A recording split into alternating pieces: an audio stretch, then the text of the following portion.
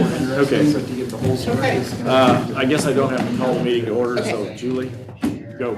Great. Well, this is just, yeah, the workshop, and then we'll call the meeting to order at 5:30. Yeah, I'm kind of waiting on them to get my slide all up there and ready to go. Any questions that you may have, or Yeah, comments, or just to sort of clarify everything before we go into the hearing? yeah. This is just a session for me to do an overview of the budget and how we arrived at where we did. Hopefully somebody will answer your questions.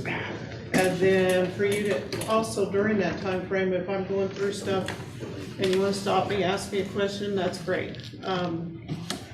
I will put one caveat on it. If I get a phone call from one of 3 different people, I'm going to answer it, because my mother is out driving and should not be, because I almost witnessed one wreck getting here to a parking lot, so. And no, that's not it, okay. So Mary Ann's gone to take care of her and try to get called the right. She didn't want my brother called, so, you know what it is. I hope to live long enough to give my kids that time. Okay, so the first thing I did was, I was gonna talk a little bit about how we arrived at revenue. This is just a summary of all funds, what we looked at, that type of thing. So we started with what was our most recent enrollment. At the time we were budgeting credit hours, it was summer 21, fall of 21, intersession of 22, and spring. That 4-semester period had a total of 33,294. So we used 34,000 credit hours. That's what we determined that we would use. We do think we'll see a little bit of increase in RC and a little bit of increase in some of our tech ed classes. So that's what we based the student income and that type of thing on. Then also to go with that, we have program charges. Those are the things like dorm, meals, the Cosmo kits, those things that are specific to a program. We reviewed all the charges that go into that, the costs that go into that, and presented to you a list of charges besides credit hour, tuition and fees in March, and it was approved by you. So all of those feed into what we are expecting for student revenue. And it doesn't matter whether it's general fund or vocational fund.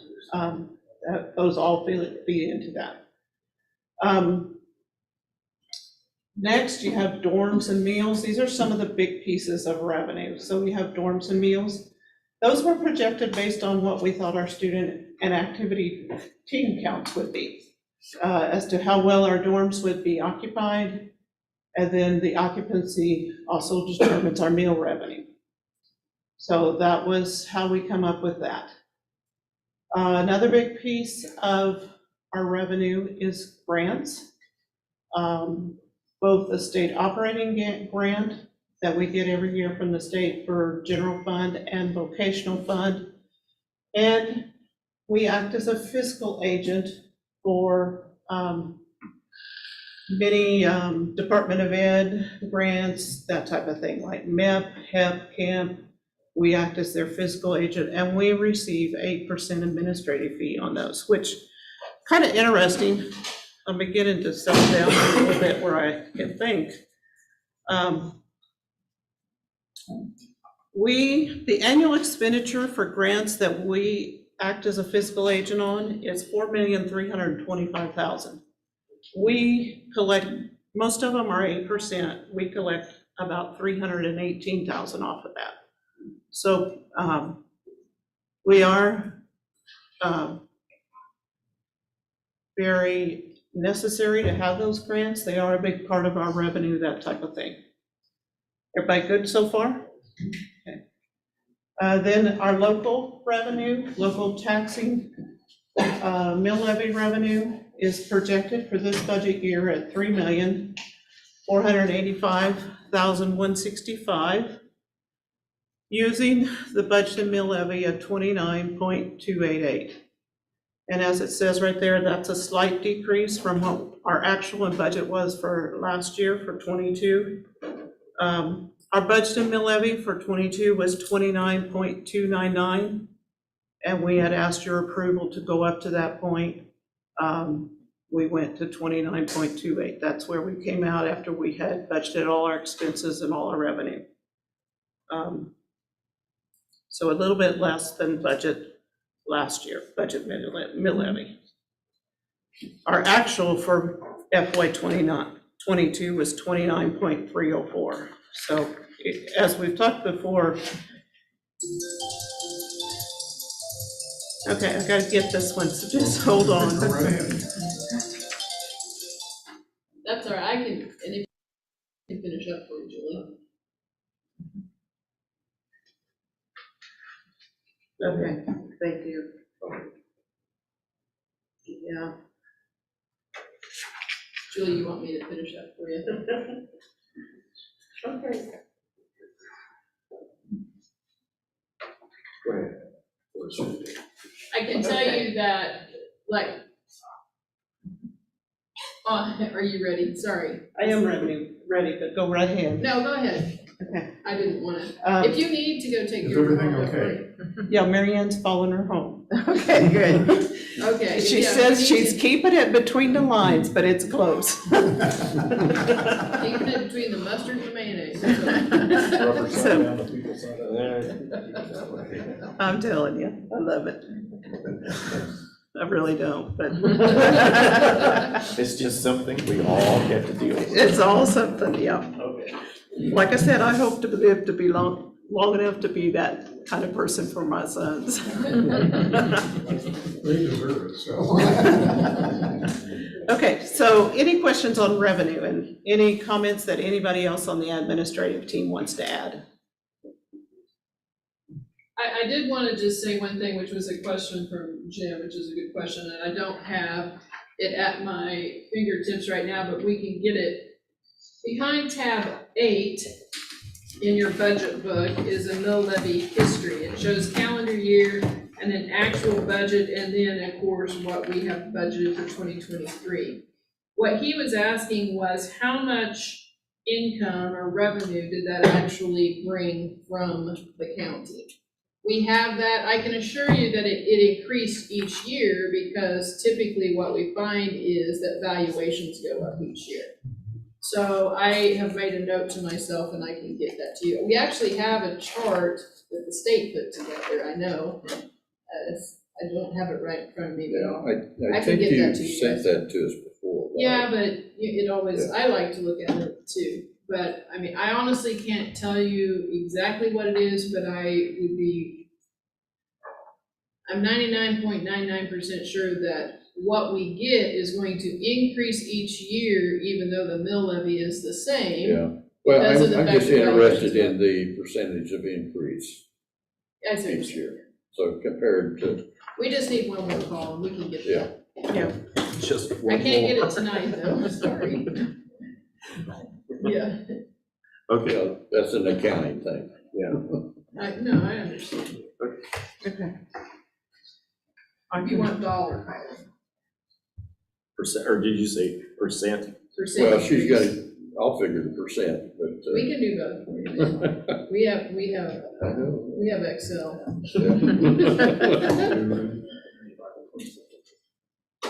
Okay. Okay, next slide. I'm going to talk about expenditures a minute. Expenditures this year, just because of the economy that we're living in, we did a lot more in-depth review of them. And I've kind of outlined what we did, particularly those that are kind of overall expenditures like facility services, gas, water, electric, all of those that are facility type things, we did. Trash goes in there, a lot of different things go in there.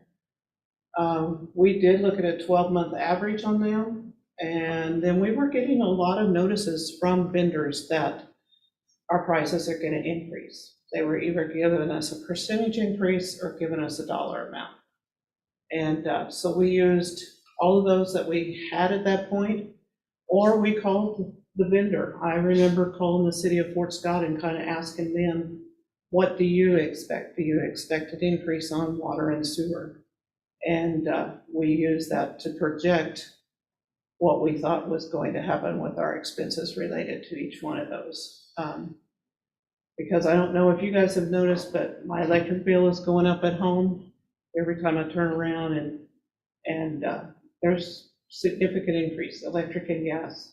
And had a lot of help. The AP clerk, Sandy, was very good at helping me call and find out what they were expecting. And, so, like I did write down today, I didn't put it in the slide, but like for electric, we put in a 4% increase over our 12-month history.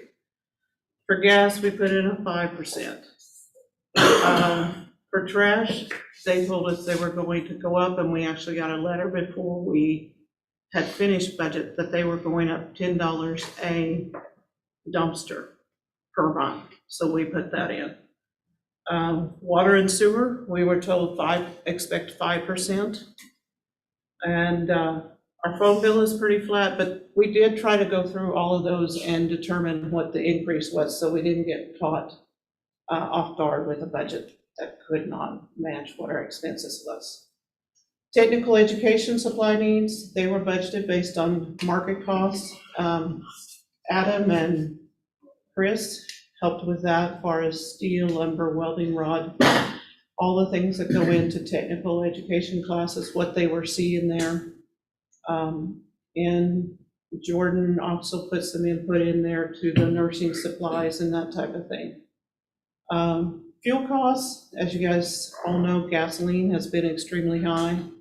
We looked at our usage and cost for the last 12 months and looked at each month. You can definitely see from March through June, it was going up. I have a note here that says in July, we paid $3 average per gallon. By the time I got to June, the average cost per gallon was $4.50 per gallon at June. Wait a minute, did you reverse those or something? You meant June 1st and July 2nd or what? No, You I said- meant July of 2021 Oh, okay. to Budget June year. of 30 of this past Okay, I'm summer. with you now, okay. Okay, sorry. No, You that's, guys asked that. So, that's a 50% increase, average per gallon. We budgeted 46% increase at that time, because by the time we finished budget, it was beginning to go down, but we didn't want to get caught with it maybe going back up shortly or that type of thing. So there is a significant increase there between last year's budget and usage to this year's budget, if you look at it in your budget packet. Another significant part of expenditures is employee salaries and benefits, and they're pretty consistent with last year. There's not a whole lot of difference there. Even benefits, we're told we're really maintaining those, managing our claims very well, and so there is not a increase for health insurance in there at this point in time. The representatives from IMA, who manages our health insurance, didn't feel like that we should have to budget an increase. And if we did, it was only for 6 months, beginning in January. So we did not at this point. We do have, though, I just wanted, so in the agenda tonight is where you will vote for an Fscc increase of salaries of $1,000, which is applied to everybody. We can't cover that in this budget, even though at the time we did this, so. And I think, Julianne, how much does that cost us? That raise was gonna be around 270,000, 280,000, I believe. But it's not, we've got to be able to continue to attract and retain, of course, quality employees, so. Even though that says that it's going to be the same. Yeah. We had allowed some room in discretionary funds and all the different funds. Yeah. For that, if it was to happen. So, any other comments, questions? but it's pretty hard to do what you're doing, because everything is just prices are in such a flux. It is a challenge right now. Yeah, But, everybody was good, like Adam and Chris, they really did some research on their stuff as far as market costs for tech classes. One thing worth saying, like, we talk about steel, we're fortunate that we get a lot of our plate that our students weld on is donated. My own niece has donated several times. If we need something, we've got places in Pittsburgh and up here that are very generous with their scrap steel, so that makes a huge difference. If we had to buy the steel plate, it would be a lot. Yeah, a lot We have more. some wonderful business partners here in Fort Scott and around the area. We ought to do something about that too. I mean, say more about that. We can donate stuff. We do. Ready to go on? Please.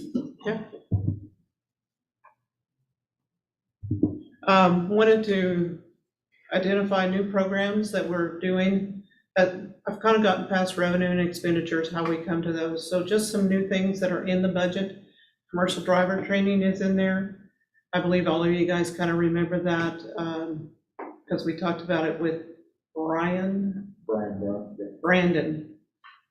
Brian, Brian? Okay. Brunt. That's what I thought, Yeah. in June with the board, so administrative. We think CDL is gonna be another big part of our program, when we get it off and running. And then the other new area is STARS, the Southeast Technical Education for Rural Students. It's in Lynn County, doing some of the same technical programs as we offer in Pittsburgh. Welding, HVAC, heavy equipment, criminal justice. Chris was giving us an update today and thought we were really taking off pretty good up there. The instructors and everything were figuring it out and doing well.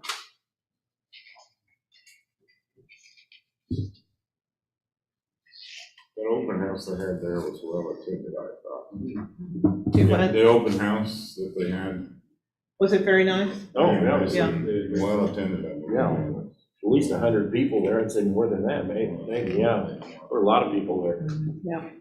They're really happy about that happening there too. Yeah. Sorry. Okay. Another big part is capital improvements. Those are under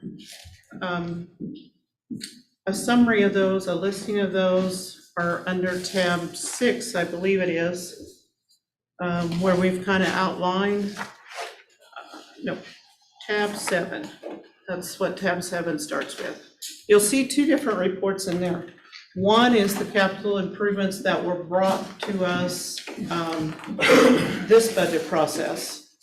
We kind of giving you some thoughts of how we work through that. We have put a form out on the website for all directors to be able to get to. They fill in their requests. The requests are usually something above and beyond the normal operations. So they give us in their requests, and then each request is brought to review for the administrative team to align it with our strategic plan, because all our capital improvements should align with the strategic plan, whether it's I need a larger space to have classes for John Deere, which was one that they brought, or this needs to be repaired and it's very significant. So those are brought to us. We line it up with the strategic plan and the feasibility of how can we afford to do this?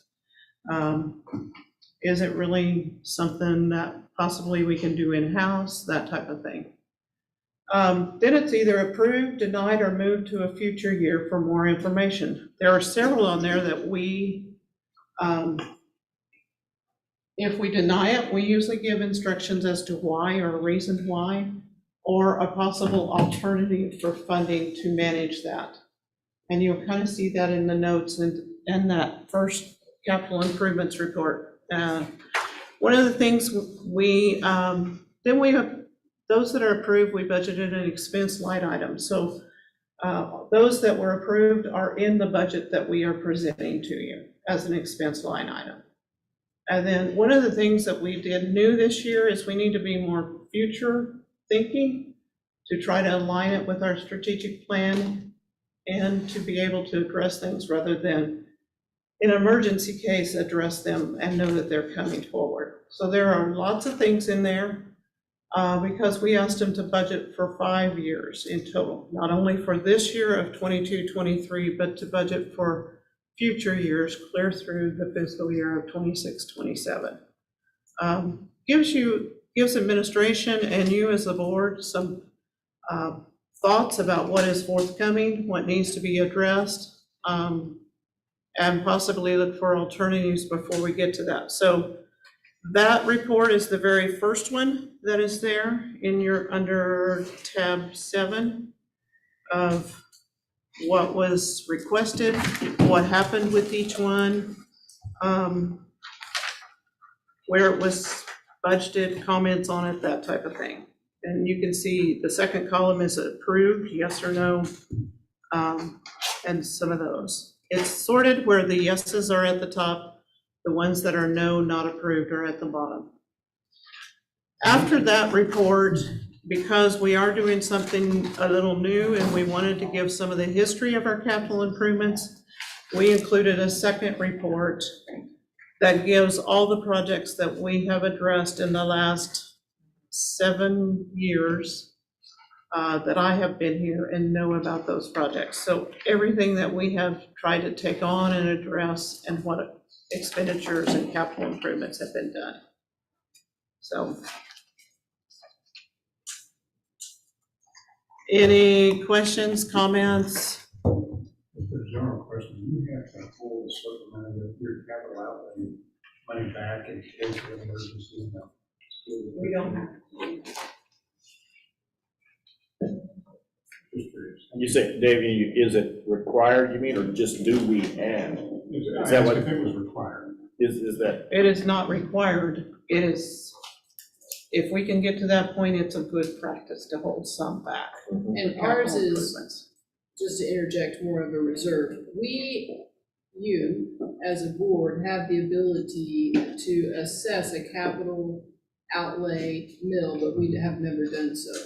So you will see in the budget this year, 2.5 million, that looks like it ran our budget from 14 million and something to 17 million, but that capital outlay money that is there is HERF money, so that's higher education emergency relief funds. We do not keep capital outlay money. Terry Searcher, the auditor, visited with Julie and said it's a good idea, though, to put some in there so you can expend some money that you can identify as capital improvement or outlay.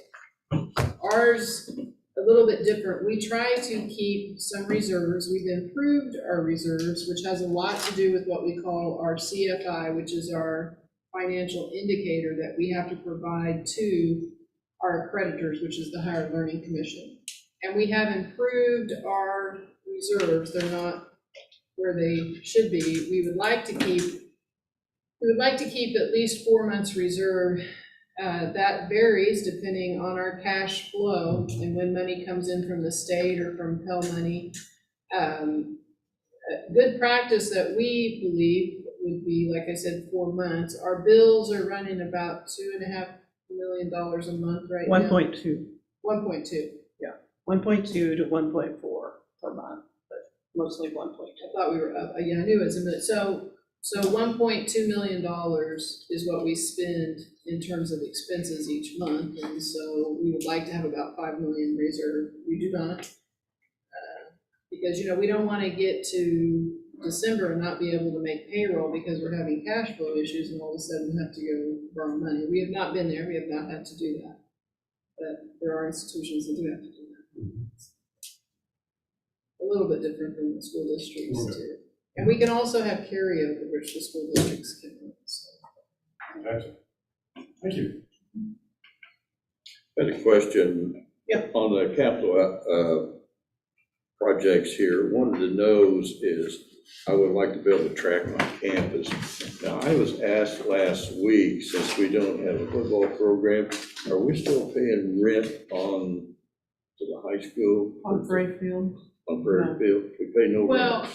can I clarify that? Okay. So we've never paid rent Yeah. for Prairie Field. We have an agreement with 234 where they use the Ellis Fine Arts Center to have a lot of their music concerts and things like that. However, 2 years ago, or possibly 3, I cannot recall now, Tom, we did start paying them $1,500 a year because of the track, not the football Okay. field. Well, Which we're still at paying. one time, we paid them almost $16,000 a year. Since Well- I've been here, it's been a mutual agreement, Okay. and So actually, we no longer do that then. It's kind of a, and I'll just be honest, John, I don't know how or when that went, I don't know when that went away. It was that way when I got here, Julie and I got here June of 2015, and that Well- mutual agreement, we have reevaluated that because we were getting a little pushback, but when we sat down and just talked with 234 and showed them how much they use ours, it pretty much equals out. And also, just like our football, or the baseball field, that was used heavily, both baseball and softball, this one was used heavily. well, I'm glad to see it's a little more evened out. Yeah, I mean, we're just trying to, Okay, but I do want you to know that we do pay, I'm almost sure it's $1,500 for the track. okay, but just $1,500, not, because it was like almost $12,000 to $16,000 a year. We paid them for like 4 games. So it was- I think what happened is once they built the Ellis Fine Arts Center, that's when that kind of mutual agreement probably came about, as I recall. Well, that's one of the reasons we built this. Yeah, because at the time when the school district wanted to use it, the community college would be charging the district, and then everybody sat down and said, why are we just trading money? back and Exactly. forth? Yeah. It's That's one ridiculous. tax dollar, let's just, Yeah. Yeah. Okay. Very good. Okay. Onward? there's also no custodial account that we pay into, just as a clarification, because sometimes you'll see those agreements where there's a custodial account, because like that's a turf field out there, and we're gonna have to make sure, of course, that they keep that up, but we don't pay into custodial account. Okay. Alicia's already mentioned the capital outlay fund, and so it is, expenditures include improvements to Bailey Hall, renovation of the kitchen remodel and that type of thing. That is how I arrived at the expenditures. Looking at contracts that were already approved and what we estimated for those projects that have not been approved. As she said, funding, hang on. About to make it through this. Hello?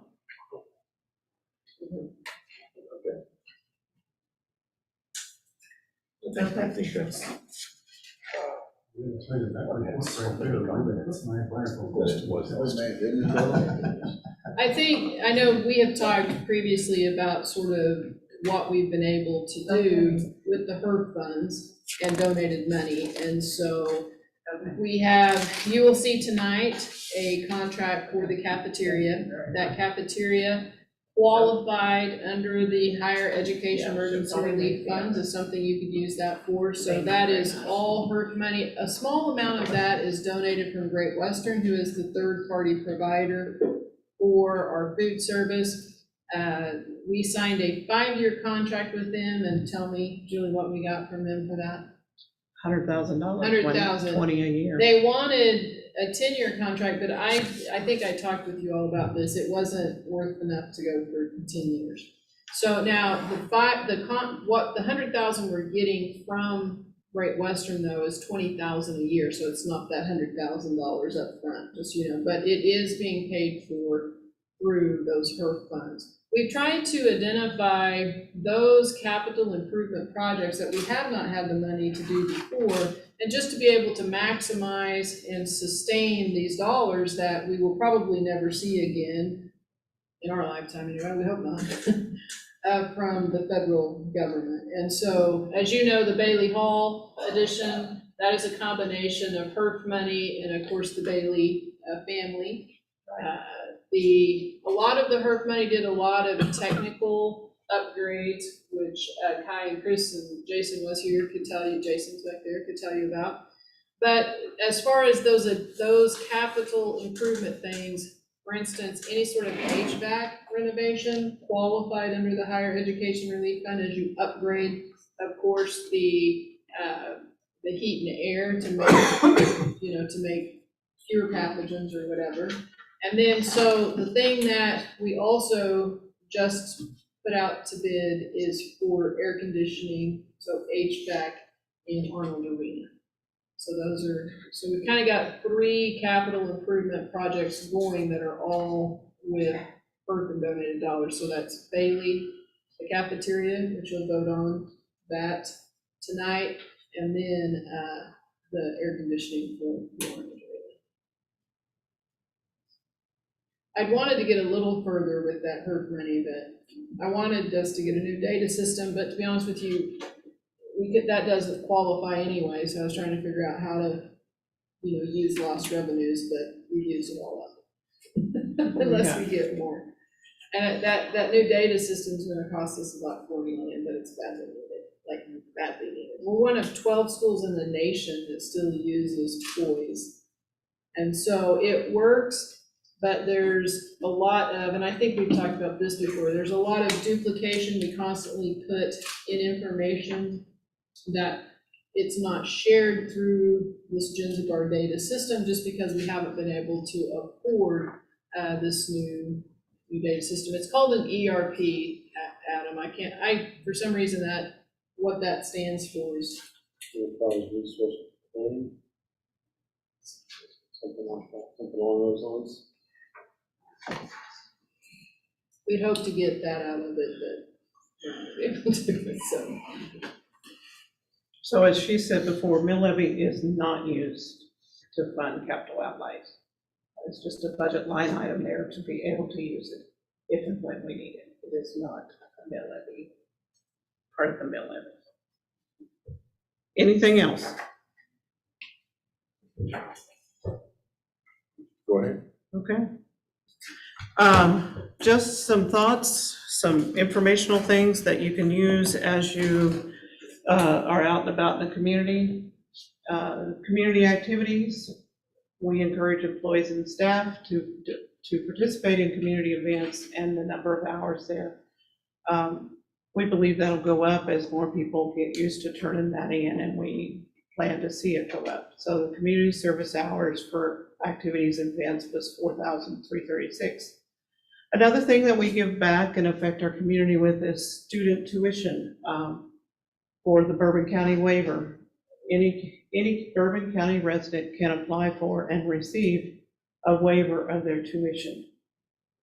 This year we gave a total of 3,104 credit hours, or the grand total cost was $145,000 that we saved students of Bourbon County. They did not have to pay on their student bill.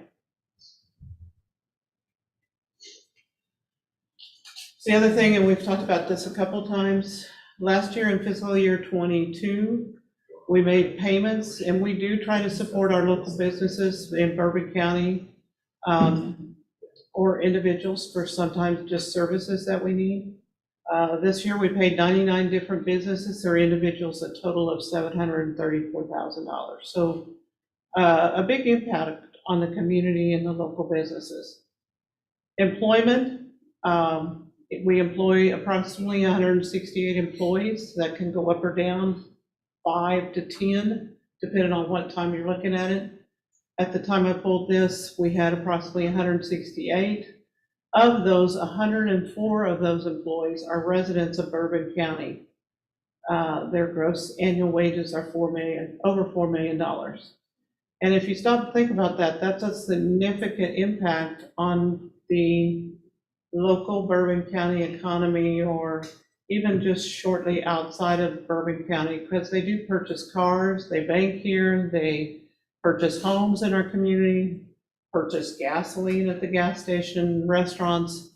a lot of other items. So we do have a significant impact, and that's just kind of informational there for you to kind of pull out of your hat when somebody's saying something about how much we give back and that type of As I thing. just mentioned to Alicia, that Alan Twitchell does these little articles in the paper, and he needs to zoom in on this kind of stuff and keep doing this stuff too. He does a very good job, and he asked me for some of this information. I don't know if it's been published or not, or it's still one of those things to go in there, but he did have me give him some information. In other words, we've got to toot our own horn. Yeah. And let people in the community know about these things. You know, I'm not sure anymore, Alicia may be able to tell you what the multiplier is of when you pay that kind of, have that kind of effect in the community, what the multiplier is as those individuals go out and purchase. But I want to say at one time I thought it was 2, but, 2.5 is the. okay, I was close. Mhm. So if you go and multiply that, that's a significant amount of money that we are boosting the local economy with. So. Yes. Any questions? I didn't want to just go down through everything in your budget book, but I'm more than willing to answer questions about line item detail or anything like that you have. I don't know if this has, well, I think it has something to do with this, but if we're going to air conditioning Arnold Arena, or not the arena, just the basketball side. Right. Yeah, I mean, we can't do the rodeo thing. I imagine you have some maybe cost projections as to what that's going to cost. I mean, I'm talking now to like electricity and overhead, things like that.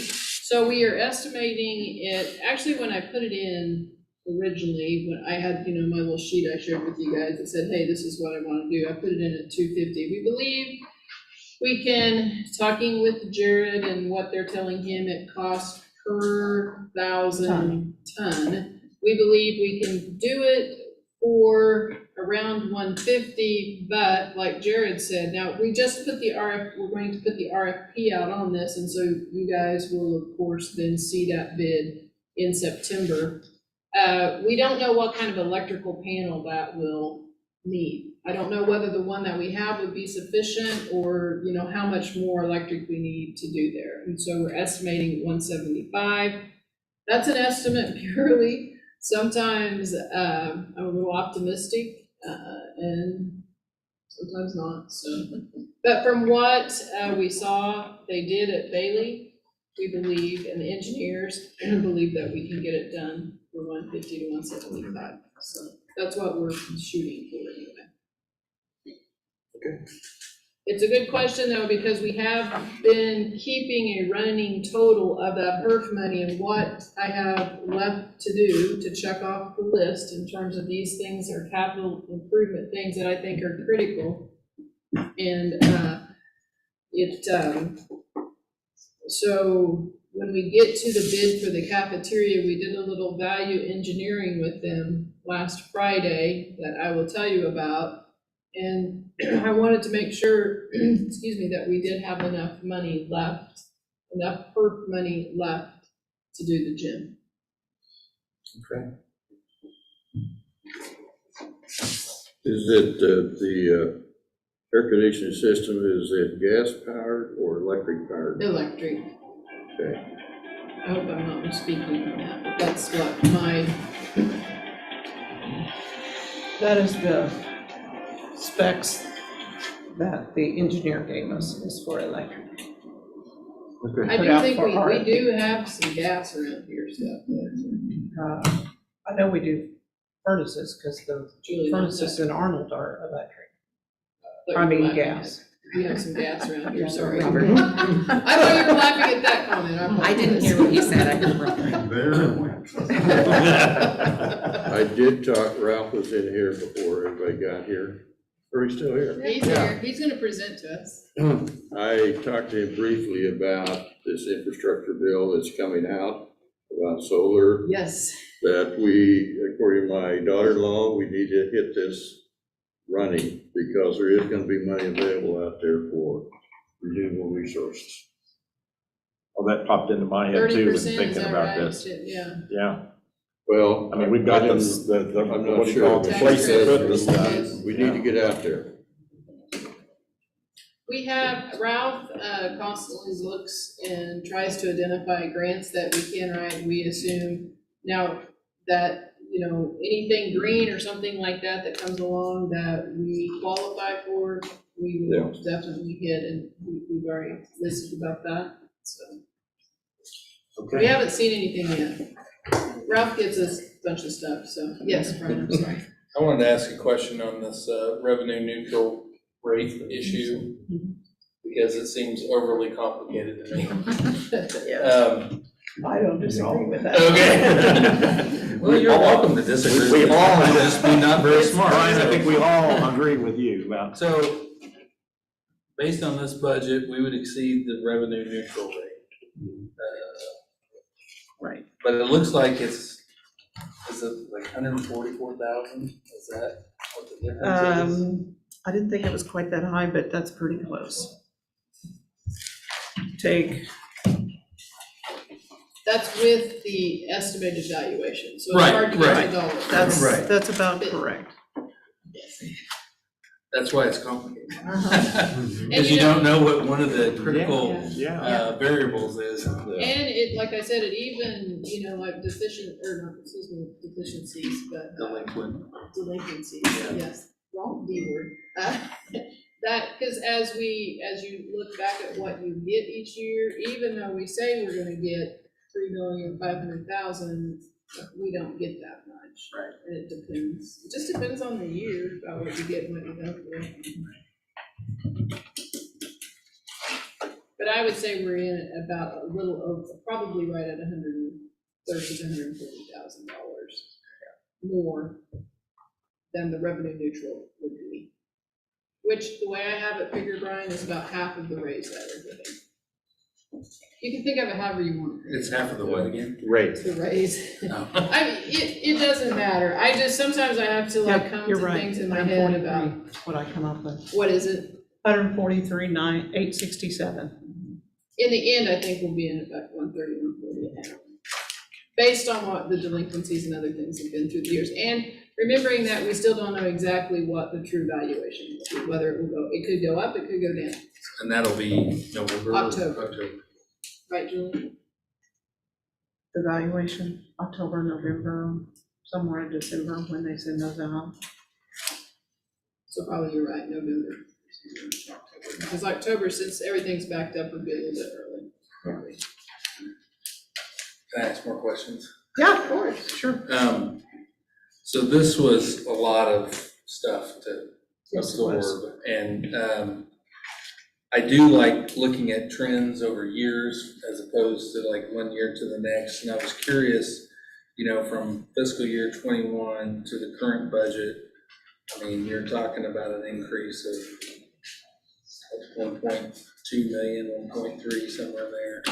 You're talking about overall? Yeah. Okay. Yeah. For number one, you gotta remember, we got 2 brand-new programs in there that are, I wanna say 3, I wrote those down, over 300,000. Let me look at, that is part of that increase. I think, Brian, we're up about 679,000. If you look at last year at 14,110, and then this year we're at 17,289, but I have to subtract the 2.5 out of that. Right, Okay, So that puts it as 14,789. So the difference between 14,789,000, which is what our proposed budget is this year, versus last year's 14,110, the difference is 679,000. okay. And the year before that? The year Because- before that was, yeah, so we've gone up every year, you know, for sure.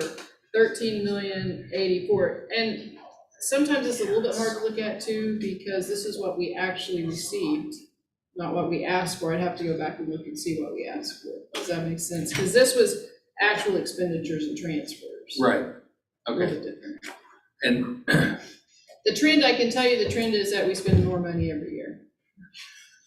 Just tell you and that. for this year, out of that 600,000, the commercial truck driving is budgeted at 78,000. Mhm. And the STARS is budgeted at 350,000. So you got 428,000 right there out of the Right, 600. Does that make sense?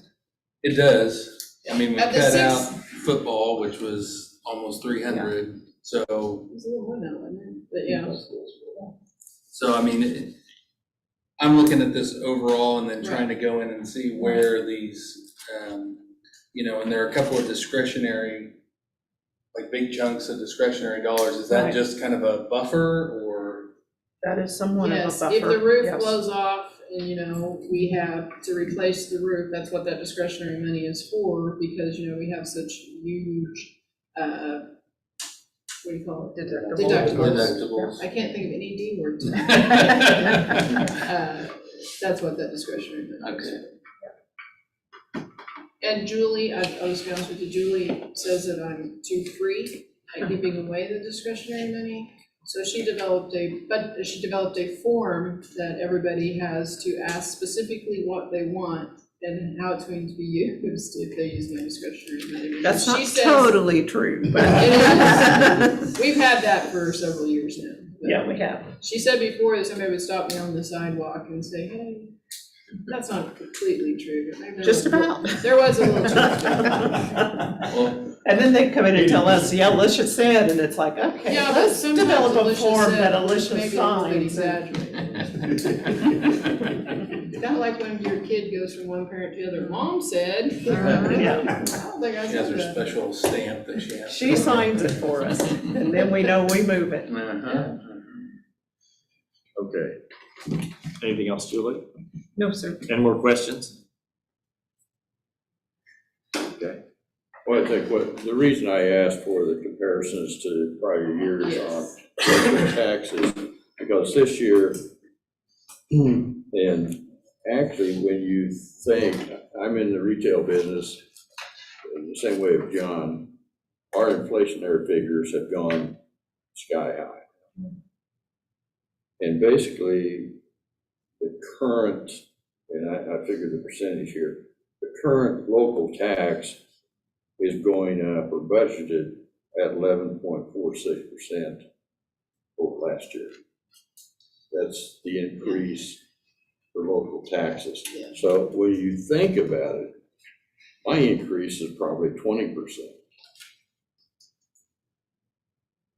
That sounds a little high, but when you compare it with the inflation of everything else, it's kind of low. If you understand what I'm I talking do. about. You know, I can say that, you know, obviously you guys' fiduciary responsibility to the taxpayers is monumental. We really do try hard to make sure that we are keeping our expenditures in line as best we can. We still have to be competitive. I mean, we still have to compete with a lot of other Well- schools. And we do have to remember that, and I know you guys know this better than nobody likes property taxes, nobody. But we also do have a huge economic impact, and so the locals this year will give us, which we're very appreciative of, if we get it all around 3.7, so 3,700,000.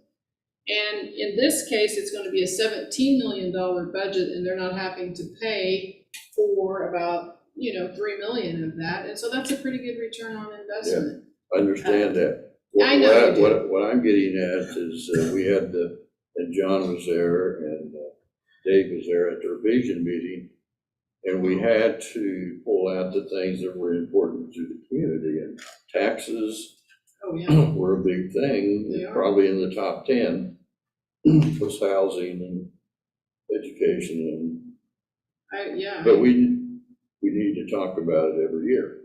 I agree. But that's one of the things we are, as a board, is taxes, that we tax the people. The education, here again, we have to have a product to sell. And we have to have instructors to teach that product, so, No, yeah, so, it's always okay. that, yeah. We have overhead too. yes, That's what you're saying. absolutely. Well, what I'm saying is, compared to my overhead, this is low. In a normal year, if you had 2 or 3%, yeah, I can't remember a normal year, but it's, We need to provide you with that actual dollar, but it's a good point, we will do that. yeah. In terms of what the dollar is on the trend.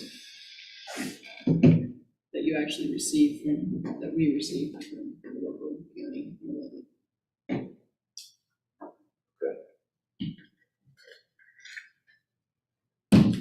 Let's eat. Well, I was just gonna say, do you want to take a food break or meal break? Anything you would request for future years?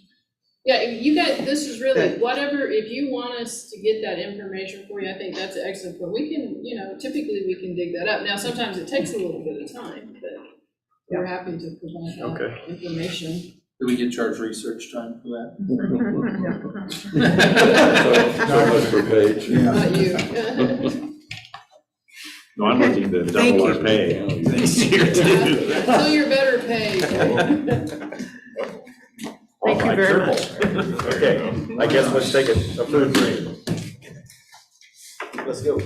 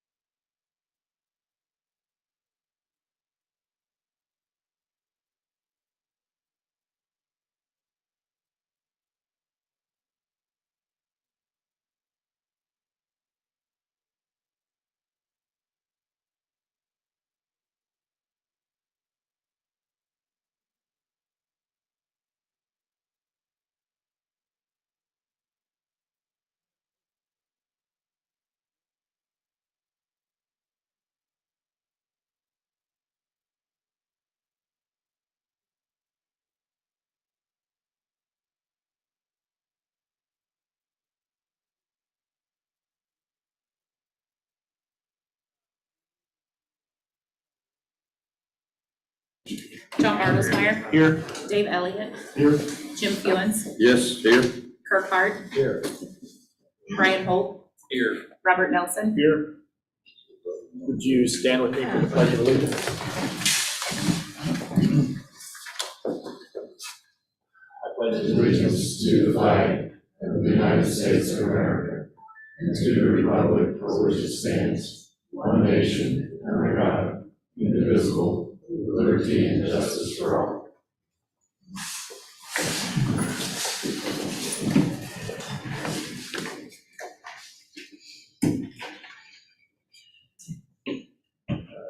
See, budget hearing, we've had that. Comments from the board?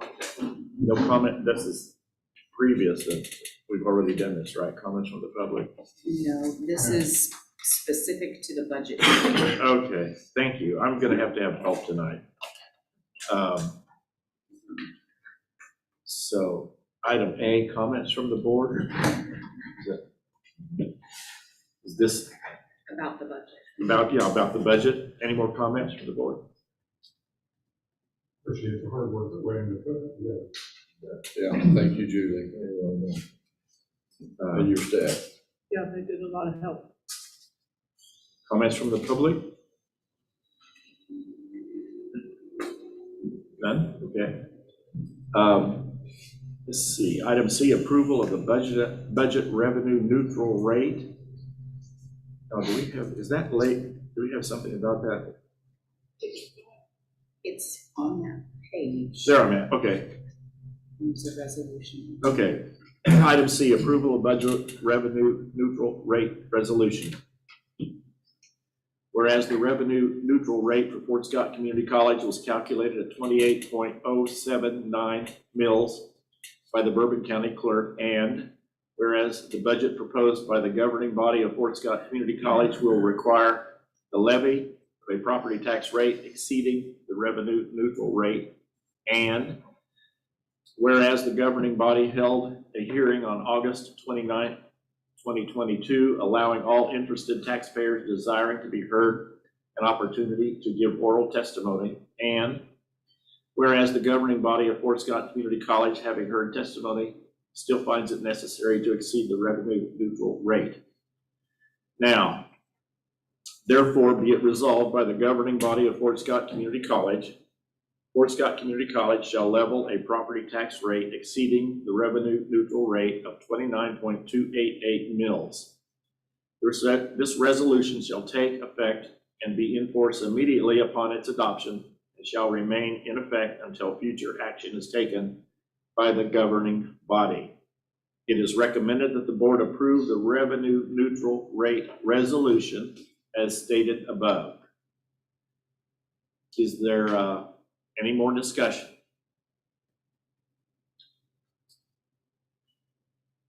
I will entertain a motion. So moved. Second. Moved and seconded. Julie, would you call for the vote? Bartlesmeyer. Yes. Elliott. Yes. Fewens. Yes. Hart. Yes. Holt. No. Nelson. Yes. Thank you. Item D, review and adoption of the 2022-23 year budget.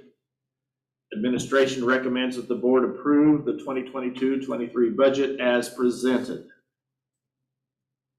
Any questions or discussion?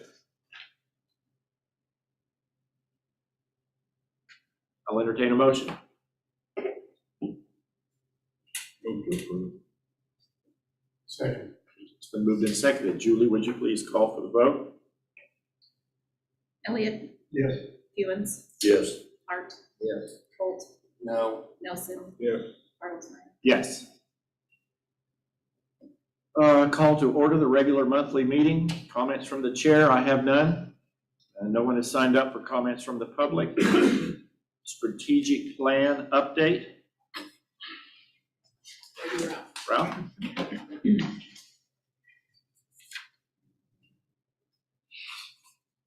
Good evening. We discussed the strategic plan in your work session a while back, but now we have the data. So at each of your places, I put a copy of the data that we collected for all the 53 different items in the plan, or tactics.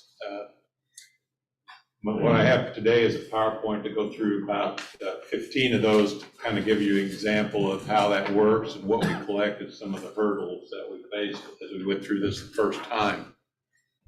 The plan was actually approved in 2017 and it has evolved a little, but it was never really evaluated. So last spring, a year ago, we sat down with the executive team and the directors and came up with criteria for each of the tactics in the plan so that we could see whether, we were actually moving toward completing the items that we thought were strategic to the college's success.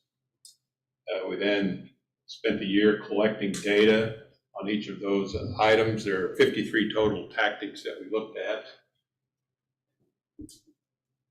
Here's a kind of a breakdown of those tactics. 40 of the tactics we got what I would say is full response. We have a tactic, a measure, and a response that applies to that measure. 4 of the tactics we struggled to get a full response, and I'll point out a couple of those as we go through here. But happy to say that for every tactic we got at least some information. So that'll allow us to sit down again, I believe in September, go through this in detail with the executive team, kind of tweak things and see where we are and see how we can better collect this information. Some of the tactics and the measures have been tweaked as we went along just because they were out of alignment. But basically, I think what we proposed a year ago worked out fairly well. So again, what you have in front of you is the full assessment, but what I have on the PowerPoint are just a few items to share and talk about how it worked. Again, there were 5 goals and 53 total tactics that we looked at.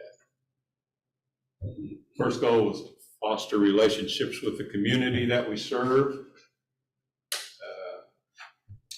First measure we looked at was how do we effectively communicate our impact on the community, and when we decided to measure that by looking at the hits on our websites and social media.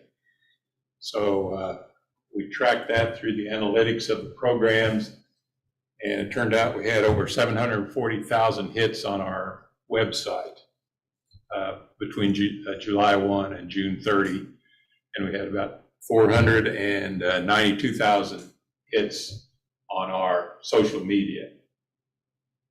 The other 2 measures in that tactic were the annual reports that Fscc does and CTEC does, and I believe both of those were published in the spring. I think you've seen those all. So in general, we have pretty good access to this information because programs generate the numbers as the updates and hits take place. The second one we looked at was community college involvement in the community of our employees and students. This one we struggled with quite a bit. We only had a few of our employees actually share with us, at least that got to me, their involvement in the community. I know that there's way more staff and faculty involvement in the community than came to me, but the system we used this last year didn't really work. The primary number you're seeing here are student participants in the community, which there was a great tracking of that activity. So in effect, we had 388 participants that reported some activity in the community, 4,300 hours worth. So that might be 100 people that did 3 things. It's not 388 different. It's not an unduplicated number. It's duplicated. But I think next year, when we figure out how to collect this data better, that number will really, really jump. Can I just say? Sure. Something that's fresh on my mind just from seeing people share it on social media was the students welcoming the kids back into the first day of school, and I think that was a real big hit. People appreciated that a lot. So great, and a lot goes on. It's just people don't share that. We're trying to figure out the best way to collect that. And this one, we had some real interesting information. The number of events held on campus that benefit the community. And it was reported we had 43 events that lasted over 21,000 hours with 3,900 participants. So there were some that were monthly events that were 2 hours long. There were some 3-day events. This is a total number of people who were on campus and how many hours they spent here. So that's a great number. That one really looks impressive to me, and we're proud of that one. There are several more tactics in Goal 1, but you can look at those as you have time. Goal 2 is cultivating quality enhancements for education and learning, improving our teaching and learning. One of the strategies there, or tactics there, was to revise the orientation and capstone courses. This is a very specific tactic in the strategic plan. Some are very broad, some are very specific. This is a very specific one. So the capstone courses will be revised this spring and go into effect next fall. The orientation course was revised last year and went into effect this year. And just to see how some of these things touch other things, the revision of the orientation course now includes 8 hours of community service required for new freshmen.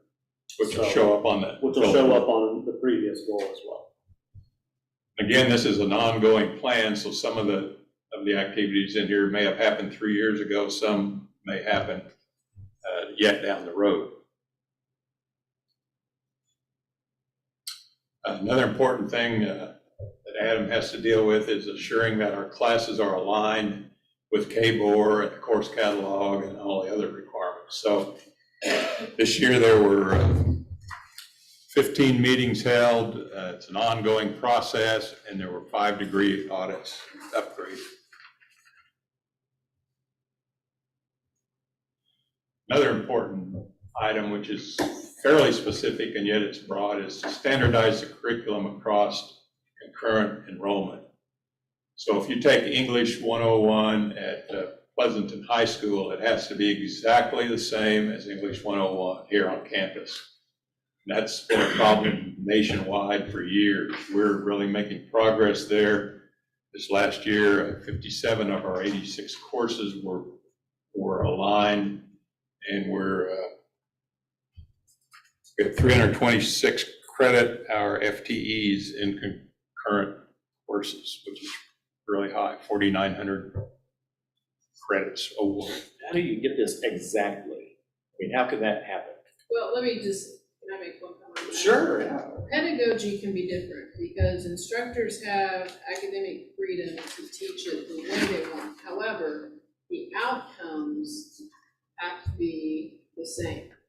So if I'm teaching English Comp 1 and the outcome is that I don't do a sentence structure or whatever appropriately, I mean, that has to be the same across that.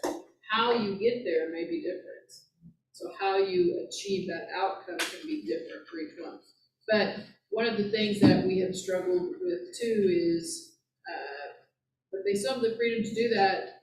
You may want to use a different book, let's say, to accomplish the outcomes. That's still allowable.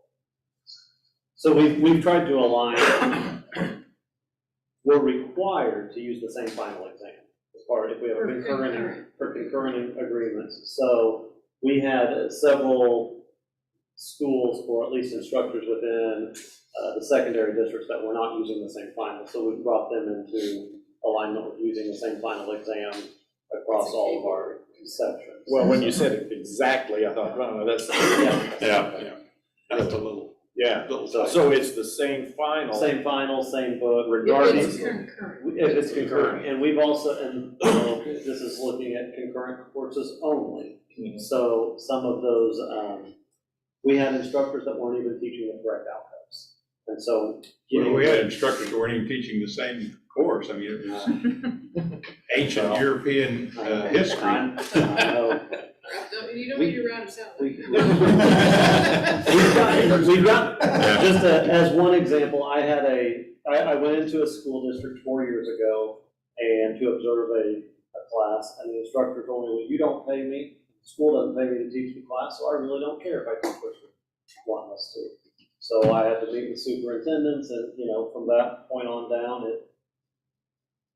we've been able to address a lot of issues there. Okay. We have to show our creditors that it is the same regardless of what we call modality. So whether it's online, at the high school, at the college, and we also have to, because of the Kansas Board of Regents transfer agreement, we have to show that we're doing the same regardless of whether it's concurrent. It's a big job. Yeah. Sorry to interrupt. No, not a problem at all. Goal 3 deals with student success, and the first one I want to show you is that we assess the students' needs to develop course schedules that meet their needs, and we do that through a student survey that takes place each spring. Last year, we had 806 students participate in that survey, and then that results are shared with the advisors of the students' advisors and the other faculty and staff members, and adjustments are made accordingly.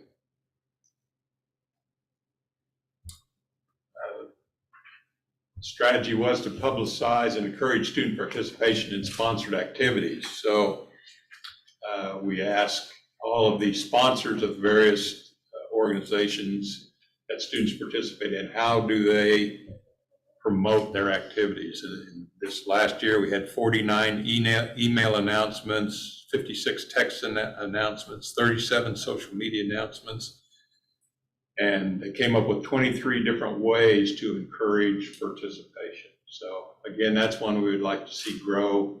It's a broad one, but it needs to grow. And then there are some things in the strategic plan we don't really have control of, and this is one of them. Publicize placement rates and wages of graduates. The KBOR has a system where they do that for us through the Kansas Degree Stats website. While we do put that link in all of our programming information, we don't actually collect the data. They do that for us, but it's out there and available. So that's an example of a strategic plan tactic that we really don't control. And goal 4 looks at the budget, fiscal responsibilities, facilities and equipment. First thing we looked at was communicate a shared physical vision, and how we thought we would look at that is how many new tactics did we develop over the year to help improve our financial situation. And Julie in the business office came up with 19 different tactics or activities they did last year that shows that we're improving the financial situation. What we didn't ask her to collect, and what we are collecting now, is how much money did we save? For example, we changed from Pepsi to Coke, and that saved us some money. That's one of the 19, but how much did that save us? So next year, one of the measures here will be the amount of money that we saved by changing a tactic on how we spend our money. We updated the 1099 process. That was something that back in 2020 we decided we needed to do, and we finished that up in January 22. And thought the board needed better information on student financial indicators, and that was given to you last May. So we did pretty well on that one.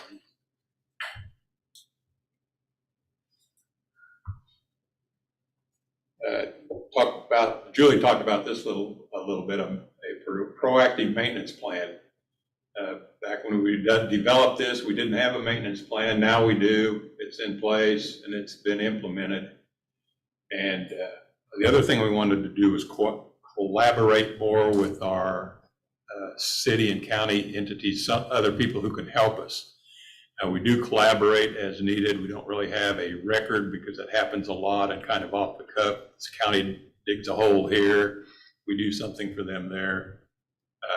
We may try to figure out a way to track that better, but again, it's just a matter of record keeping. We know it does happen. And we don't have a formal plan to make sure that it does, but it does.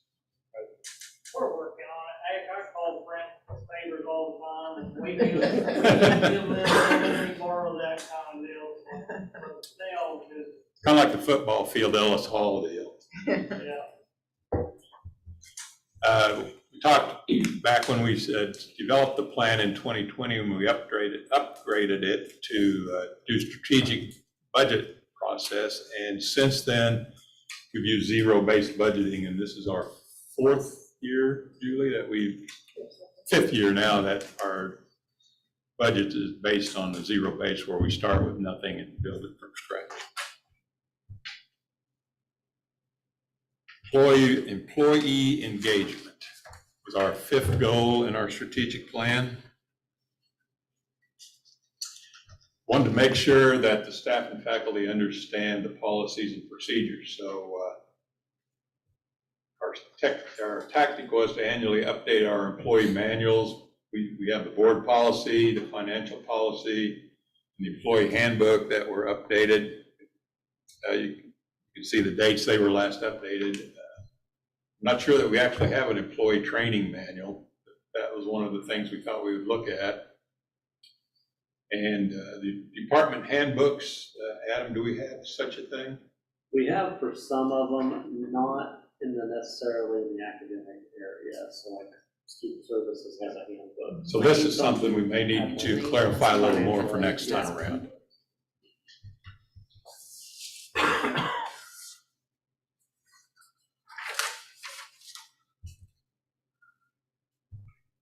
Second example is improving new employee training, and in 2021 we put in the orientation process with mentors, and this last year 35 out of 46 of our new employees were assigned to one of 8 mentors. So I think that's a great implementation of that policy. Then finally, enhancing communication among employees, and the way we thought we'd look at that is the number of meetings that Alicia has with the staff. This last year, we only had 3 because of COVID and other issues, and we have an average attendance of those of 70. Alicia calls those as needed when something comes up, but those are primarily after board meeting, correct? Well, we were having them after each board meeting, but from feedback from the folks that came, they didn't want them that often. Yeah. So much for. So then what did we decide on? Try to do 4. 4 a year, so we only made 3 last year. So I get it in there. So that's kind of an overview of some of the tactics and what the data is that we collect. Again, others are very specific and others are very broad, and there's in the handout there's narrative under some of them where there's an explanation as to why the data looks like it does. Again, we've started collecting data for this next school year. We're developing forms to help folks keep track of what they do and so on, and we'll be adjusting as we go. But at least now we know where we are and we can move forward from there. So this really is new. This is the first year we've done this, correct? Okay. So next year we'll have some comparison data. Something to compare it to. Well, this is a huge amount of material. Yeah, it is. It's a pretty big Excel document. If you'd like the whole thing, I'd be glad to send it to you. It has all the evidence in it if you'd like to look at that. Probably not. One of the goals that said, talk about the board policy Yes. updates. Was it 2012? It is, Probably something, I was looking at a board policy today, and the terminology in there is out of date, so that's something you probably need to do in the next year or so. Didn't you and Yeah, Robert and I looked at this. We have some preliminary work on it. Bernita did some work on it, Liz, did some work on it, and then with her passing, but that is certainly something that we have in the hopper. I think we talked about at our retreat that needs to be done. It's a pretty extensive document, but the plan is that the next time we have a retreat, we will give you, and I think we've got it pretty much put together, those things that those of you that looked at it, I believe here, John, Robert, or Kirk, and to be able to try to make those adjustments. Through the years, you can imagine, there hasn't been one big comprehensive look at it. You know, there have been changes here and there, or new policies that have come in place. Those policies that have sort of aged out and nobody's looked at in a long time, a lot of that stuff needs just cleaned up. Sometimes we've noticed that you'll have a policy that accidentally contradicts a policy that we may have had before. So it really is a lot of work, and I appreciate the work that the three of you and Liz and Bernita have already done towards that, because I know it takes a lot of time, just a lot of time to sit and to go through that. It's pretty extensive. So that's definitely something that would be on this plan.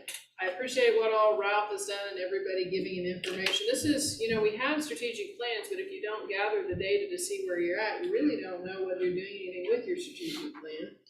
And this tells us whether we need to move forward with those particular goals, or we need to scrap them altogether, or maybe we need to, as Ralph said, tweak them and change them because it's really not giving us anything meaningful or valuable. I can tell you that one of the hardest things we struggle with sometimes is to come up with goals and strategies, and then how do we measure those? So what is an appropriate measure for that particular goal or strategy? So that is also something that hopefully this data will lead us down a path that says, okay, you need to adjust this, you need to change that, and by the way, you need to change at least your measure on how you're going to collect that information. So we're really pleased, and I know Ralph's worked really, really hard on this, so thank you, Ralph. Yes, thank you. Thank you. Again, if you have any questions when you look through the whole document, drop me a note and I'll be glad to share the detailed data with you. Great, thank you. Any more questions? Thank you. Okay, thanks. Okay. That's a lot of information. Okay, consent agenda. Item A, approval of the agenda. B, approval of minutes of previous meetings. Attached are the minutes of the board training and regular board meeting conducted on July 18th, 2022. Approval of treasurer's report, bills and claims. Attached are the treasurer's report and the bills and claims report. Approval of personnel actions, additions. Shane Kern, Stars Welding Instructor, effective August 22nd, 2022. Jared Dorsey, Digital Content Specialist, effective August 29th, 2022. Separations. Jeffrey Sawyer, Assistant Rodeo Coach, effective August 22nd, 2022. Amanda Johns, Iowa MEP Regional Recruiter, effective August 31st, 2022. It's recommended that the consent agenda items be approved as presented. Are there any questions or discussion? I'll entertain a motion. Do we approve the agenda as shown? Second. Moved and seconded. Julie, would you call for the vote? Hewens, Yes. Hart, Yes. Holt, Yes. Nelson, Artles-Meyer, Yes. Elliott. Okay, I believe if we move to page 64, yeah. Consideration of Legacy Football Group request. Inventory of football memorabilia has been compiled. Fort Scott Community College Board of Trustees will consider a previous request from the Legacy Football Group to utilize such memorabilia. Do you all have the, here. Here's the football inventory. Right there.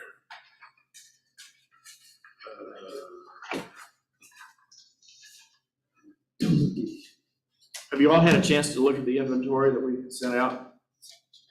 The list that you just got is updated. This is the list, yes, this is the updated list. But I had sent one.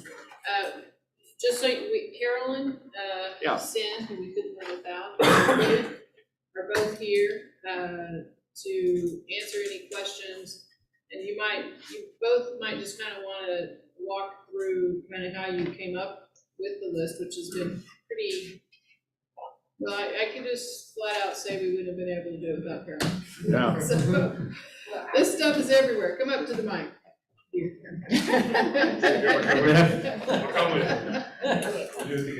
After I was contacted and to see if I would help with this, I said yes, okay. And so then I called 3 former football coaches, first thing I did, and asked them where some of this stuff might be stored, and they were extremely helpful. So I went to Bruce and told him, before they built the offices over in Arnold Arena, that now has ceilings and offices in them, there was a bunch of football stuff up there. Well, he started digging. Yeah, we started digging. And yes, and found a lot of stuff. We found old trophies, we found a lot of game film, we found 1970, 71, 72, and 73, the old fashioned reels. 16 millimeter, yeah. Yes, okay. But anyway, that's where we started. And then during the 100-year celebration, Mert and I had gathered a lot of stuff together to celebrate the 100-year celebration and do some history. So we had that stored in the library. So we went to the library, and Allie, Alicia's secretary, was a big help to us.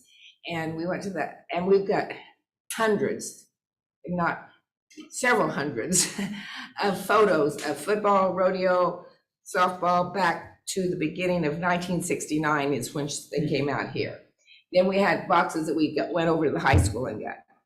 So you've got lots of stuff. Tom made arrangements for us to have a room downstairs, the old staff meeting room where football was. And we've got all kinds of filing cabinets, boxes, trophies, all kinds of newspaper clippings. Yes, yes, all kind of newspaper clippings. Bruce has jerseys, Yeah, warm-ups. I got jerseys. I have about 100 white jerseys and 100 maroon jerseys that I found, with also like 50 or 60 the old Rawlings football warm-ups that are sitting in bags right now inside of the gym that I need to move before our volleyball game on Wednesday. What we would like to do is take some time now to go through this memorabilia. Now, whatever you direct us to share with football, because we've got softball stuff, we've got rodeo stuff, everything we have, track stuff, 1938 track trophies. I mean, we've got lots of stuff, okay?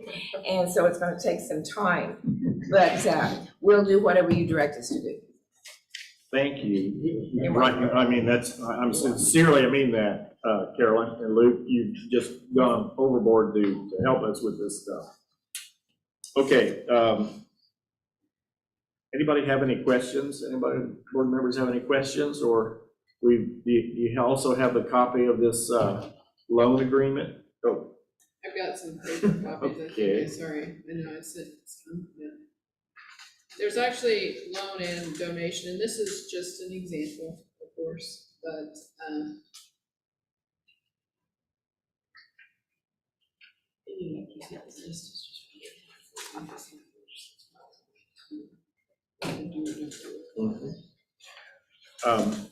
No, it's. sorry, I stapled it all together.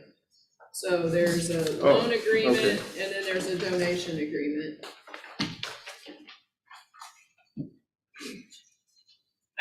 It's the same thing that I had previously sent you, just these are just paper copies. This one, this last one that we're handing out is the loan agreement and the donation agreement. Do you have any ideas as to how you want to do this? I mean, any input from board members as to, uniforms, clothing items, trophies? Honestly, I don't think we want to loan out trophies. I think they should be here on the college, or in the college area where we're going to try to set up some trophy frames, or what do you call them? display cases. But I know these 16 millimeter films, I actually think I filmed some of those, or did it, or whatever it was called back then, I don't know, but I'm guessing that maybe they want to make some copies of those. What do you people have, what do you want to do? Any ideas? What do they want? Have they given us any indication of what it is they want? Do they have a copy of this? I don't, none. This is the updated inventory. We had a really, a rough one. And then maybe, with Carolyn, did you and Luke go over this to make this updated list, or was that Alec? We all work together. Okay, all right.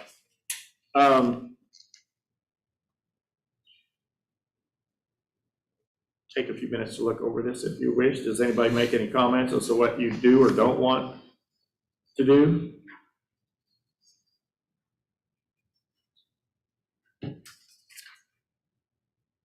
Or do you want to just give this list to them and see if what they want to borrow? And I mean, if that's, what we're going to do with them, they're going to have this loan agreement. And we're going to have to figure out if there are some things on here we don't want to loan or the things we do want to loan. Does that make sense? Luke, you wanna come up to the mic? Luke's been through a lot of these things, and he and I visited, so you might just tell him kind of what. Yeah, I mean, I think we were talking about the jerseys and stuff and the warm-ups, giving them to the, I mean, it's potentially up to giving you them to the guys, legacy group. but we do have, I mean, like, I don't mean to intervene here because it's really you guys' decision, but we kind of need to just move forward with this and quit just like sitting on it. You know what I mean? I really don't know what they want, because really it's up to you all as to what you're either willing to donate, willing to loan, any of the above. We feel like some of the older jerseys that are identified and uniforms up there, if you guys choose, that could be something that we could donate. I believe that Luke has those all boxed up, and so that could be the case. I know that John and I spoke, and some of the films and stuff, could be copied in some manner. That would be more of a donation, or No. not a donation, but I don't know how exactly we would facilitate that, but we could allow them to use them as the prototype or whatever to copy. But I mean, those are the things that, we have discussed. It seems like it's been kind of just an ongoing process, but we don't have a clear, we don't have anything clear as to what they want or what their mission or purpose exactly is, other than, I guess, restarting the football program. I would like to keep a few jerseys for like Hall of Fame, like Tom and I talked about, to have a few that we can, if there is a football Hall of Fame member, we can give them a jersey instead of the piece of the court like Tom and I talked about. It would be nice to maybe hang one or two jerseys if we are going to make a like Hall of Fame type room. And then the one helmet I did keep, I gave it to Cindy today, or Carolyn today, but maybe keep that for like a Hall of Fame room as well, Display. or trophy room. Yeah, display. Right. And it would be nice to keep a few jerseys, but I don't think we have like 200. Yeah. So we don't need to keep 200 jerseys for display. But now, if you do decide that you want to donate some things, I'm having a hard time thinking that this is a taxpayer-funded institution in athletics. I don't think I want to have them selling these items to make a profit off of it, because we're donating them to them. I don't, that kind of rubs me wrong. That's why I'm looking for some input from the board members as to how far they want to go with this and what they want to do. I don't have any problem loaning them anything we have. But if, like they have a storefront downtown, if that storefront closes, that all comes back immediately. You know, if they want to use something for a display or something like that, I see no problem with that. But once, I don't want it in somebody's house, that comes back here. I think we all agree on that. Which to me says that we would do most of it as a loan and not maybe Yeah. anything as a donation, and that takes care of your concern. Sure, well, I just, you know, we're all taxpayers here, you know, this belongs to the We do college. have some stuff, we have 200 jerseys that I don't know what to do with them. For me, I think loaning the jerseys would be maybe a good idea, but because they may or may not be sold, but I think the warm-ups, we don't need a display warm-ups, we can get rid of those. That's if you guys agree. I'll do whatever you guys tell me to do. I just need to move it before the volleyball game. On Wednesday. On Wednesday at 6:30. At 6:30. Wednesday at 6:30. Well, and just like that, we have lots of discs, probably 1,000, of not football only, but of different games. I mean, we've got a catalog them. I mean, I got started on them, but I'm not very far along. And I mean, and to me, there'd be nothing wrong with letting them make copies. Right. And have a copy of the 2007 game because they're like that, they're marked. Well, they are marked, so. Yeah, some of them are marked. Not all. Okay. Jason's got a computer set up for me to be able to look at the ones we've got, but. It's gonna take a lot of hours. But you gotta remember, this started in 1967 when we moved out here. Yes. They're not all football. And they're not all football, there's softball games, there's rodeo. I saw John Luthi rodeo riding bull bareback the other day. And he just retired, for you that know John Luthi, to Martin, Tennessee, but he's our rodeo coach. But anyway, there is lots of stuff. It's gonna take a while to sort through everything that's over there. I guess we just need We'll do whatever you direction from the board. What do you want to donate? If you are going to donate, what do you want to loan? And, you know, how are we going to, like I say, facilitate that process? Because it's something that we're not used to doing. And you know, like I have told you, I've talked to KASB about it pretty extensively. And, you know, these are things that preceded me and will be here after me. They preceded you and will be here after us. They really belong to the college in general, and that's what KASB keeps saying. So it's really the governing board's decision about how you move forward with this. So we're here to facilitate what you say to do.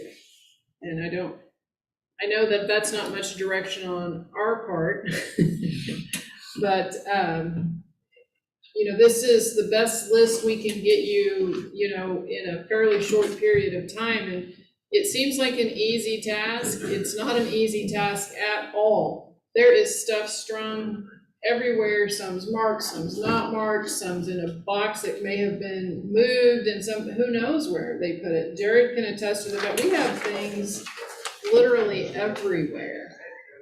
And you know, we don't have as much storage a lot of times as we need, and stuff gets shuffled a lot as we need to open up space for this or that. And so it has been a monumental task, and I appreciate everybody's effort to get us as far as we have gotten to get this list.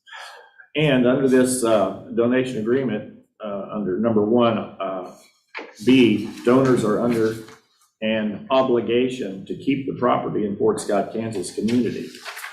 So in other words, if we donate something to them, it's stays here, or stays in Fort Scott. It's not, again, this gets back into, are they gonna sell something? And then how do you enforce that? Well, yeah, well, they'd have to sign this, and there'd be a list right here of what they may want to borrow, But this is not an easy thing. I mean, like Alicia said and Carolyn said, there's just lot of stuff. And,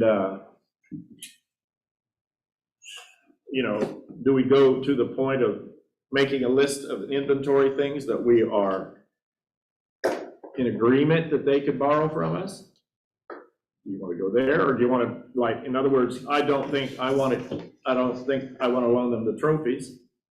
I think they should stay here in trophy cases. I think Jim brought up this fact about what happened, the school high school you went to, they just gave the trophies away, they're gone.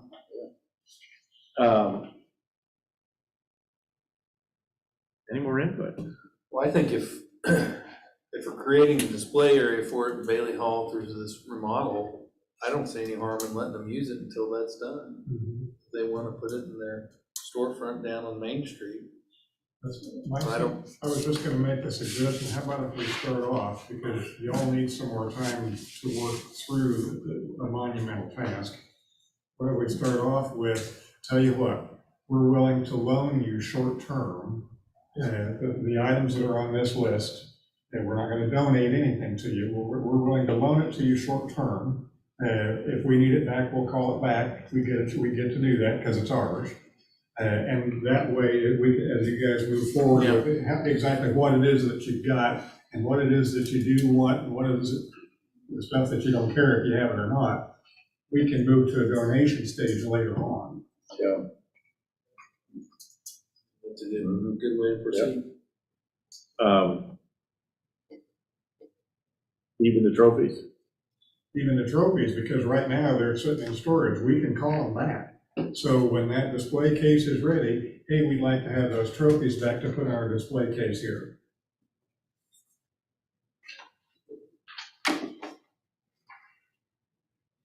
I'm waiting for somebody to say something here, some more. So if you donate trophies, how can you assure that it's? Because we're not donating them. What responsibility do they have to ensure that it comes back in the condition it goes back? Yeah, the trophies might be a little delicate, There you isn't know, we another donate them, somebody breaks in and steals all the. Yeah, that's why I'm having trouble with the trophies. Okay, so leave those out, tell them we're gonna keep the trophies here. Everything else, we'll loan to you short term. Make a list of what we could loan to them. I just take the trophies off. But that, I list, mean, and that's what I mean, we can make a list without the trophies. Sure. I'm just having trouble with that, sorry, it's just me. Or some of those 16mm brittle. You're gonna have to ask Carolyn I about that. think- I believe that everything's a little delicate. But I think, Yeah, I would think so. Well, if you wanna, Could you communicate with them? I go, would you ask them what they'd like to have? sure, That would be easier, I'd like to. well, if You're we, gonna have to see, yeah, we're gonna have a list, I mean, yeah, what I'm saying, show them the list, but ask them what they would like to have. sure. They're gonna want the trophies, they've already mentioned. Yeah, they're gonna want the trophies, because they're gonna. Say that again, say that, repeat that. So they're gonna want the trophies, they've already asked for the trophies in the last meeting in public. The 1970 trophy, he asked about it. he didn't ask in the meeting, he never gave any direction on what he wanted to, when he I mean, addressed there's this the board. 1969, 70, 71, 70, 71, 72, and 73, we were national runner-up. Yeah. 69, we were national champ. But there's trophies from others, there's trophies from the Heart of America Bowl, there's trophies from the McKinnon Travel Bowl. There's all kinds of, Lots of trophies. yeah, there's lots of trophies. We can give them the list of whatever you guys wanna take off the list, we can give them the rest. It is in a place where now, you know, before, nobody can come look at it before, it's everywhere. I mean, you know, you can't, it's not like you could come look at it, but now, or at least within, Carolyn's gonna be off the rest of the week, we need her, at least by the end of next week, it will be in one location that it could be viewed by you or whomever wants to view it, to say, you know, maybe we would like to make a copy of that. We would like to have that on loan for a while. Would that work? So we can, if you guys tonight, or whenever could say, okay, this is on the list of things we're willing to loan, this is not on the list. Yeah. We can give that, we will update this, hand that to them and say, if you would like to come down and look at where we have now accumulated these things at in this one room, would that be? Yeah, and if they're willing to fill out the agreement, because the Yeah, you have to be willing to agreement say. states, you know, they have to be insured. And there's all kinds of things in there, security, environmental control, care and preservation. Do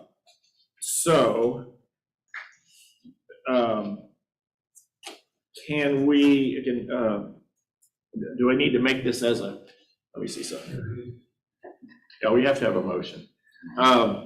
Move to create I'm sorry, I don't think I can do this, but move, I need a motion, move to create a list of items that we would consider for them to display and only donated to them, that we could recall the items at our discretion. Not donated, loan. Loan, I mean, okay, yeah, loan them, and that we could ask for these, that's not illegal, but I mean, request the return of items at our discretion when we have ample display area, something like that. We can put in the loan agreement when you'd like to. Right, take it back. it says here, I mean, we could change one. date out, date back, I mean, it's here, right here, so. I mean, I've got that in a little Fort Scott spreadsheet. Community College reserves the right to recall the loan or cancel the loan for good cause at any time.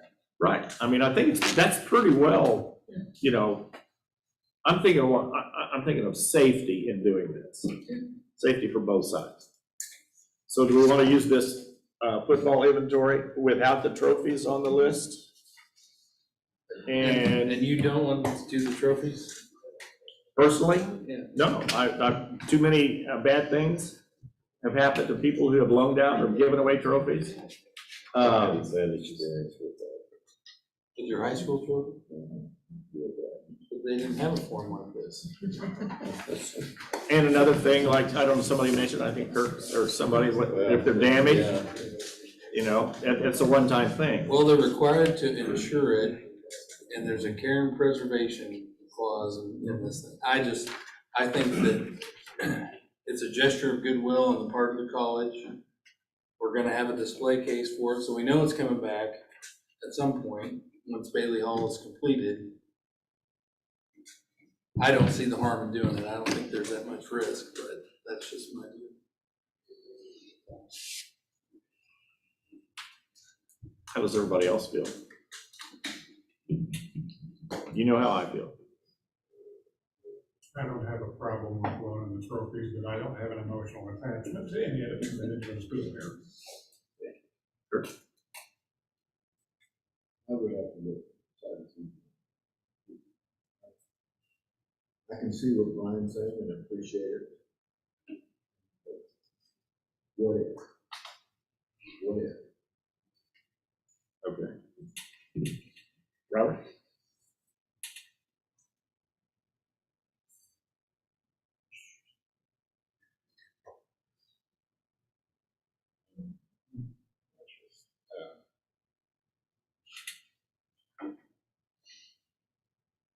It's a hard decision.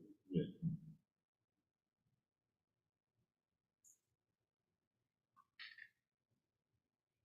If you loan them and it's damaged, there's no return.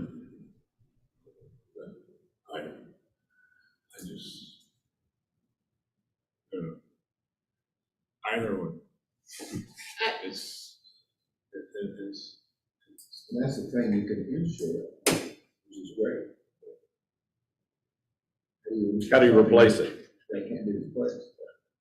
I can tell you that we do have some duplicate trophies, just so you know. Now, we only have one of the large national championship trophy, but we do have some smaller ones that are replicas of that. Do you know what I'm saying? Luke could probably explain this better than I. Yeah, there's a smaller version of the big championship trophy. It looks exactly the same, it's just a smaller version. there's only one of the championship trophies, but we do have I two. think there's 2 replicas, and I think everyone got one on the championship team. And their names are listed. Their names are listed. I wouldn't say anything wrong. So how about if we do select trophies? Yeah, I wouldn't say anything wrong. So the big national trophy, I keep that. Is that the 1970 Yes. 69. 70.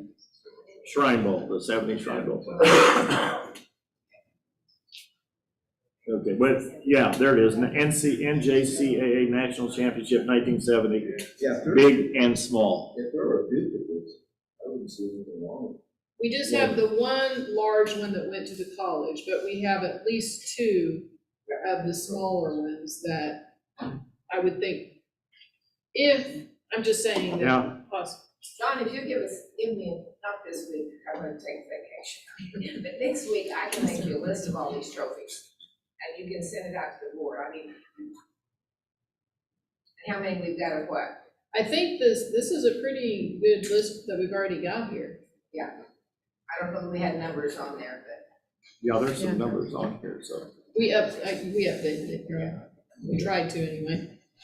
Um, Well, So there's how are this these, one. how are the trophies gonna be displayed in order for them to ensure that they're safe, safe? yeah. Are you just gonna sit them on a table, or is there something that you're gonna? We don't know. That's, if we want them to, that's out of our control, except they've got to follow this agreement.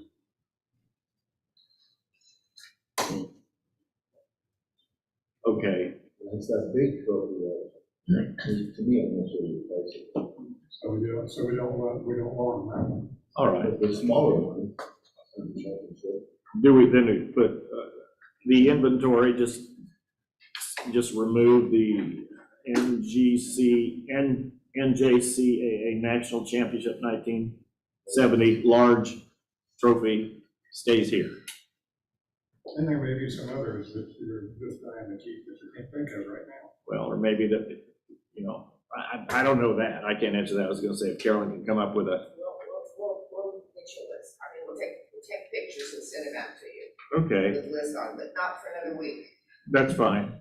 How about by noon tomorrow? About Just kidding. 8 o'clock tonight. Okay. So then, maybe wait till Julie comes back out and have her, we'll come up with an action and say something like this list, except for the large national trophy. Does that sound reasonable? Mhm. Brian, can you deal with that? Absolutely. Okay. I didn't realize that there were, not necessarily multiple, but that there was a big one, I see big and small, but I didn't know that. Yeah, well, I didn't know that either Well, until sorry, I should have clarified. just recently. I didn't realize, what, did each player get a Yes. Each player. small one? And I didn't realize that. Okay. Julie, we're trying to compose just make a new list. Make a new list without the large national championship trophy. And provide these legacy people with this list and a copy of the loan agreement. And I think I want to hold off on the donation agreement. Maybe they only want one jersey or something. I mean, I don't know. What you're gonna do with the others that are. Well, that's Luke's problem. I'll put them down with the other inventory is. There you go. Okay, so compose an inventory that we're willing to work with them if they'll work with us on the loan agreement. And when you can come up with that, I'll be more than happy to call Jerry Witt. He's just across the street from where I live. He lives across the street. You want that as a motion?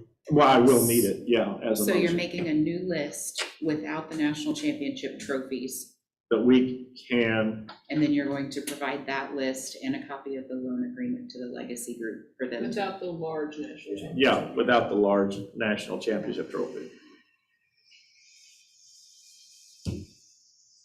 think it would probably be in the minutes as a motion. Well, I was Or gonna whoever wait makes till it. she composes this and then read it And through, then, and then ask for a motion in a second. Does that? and you're giving that to the legacy group for them to decide what off of that list they want. Yes.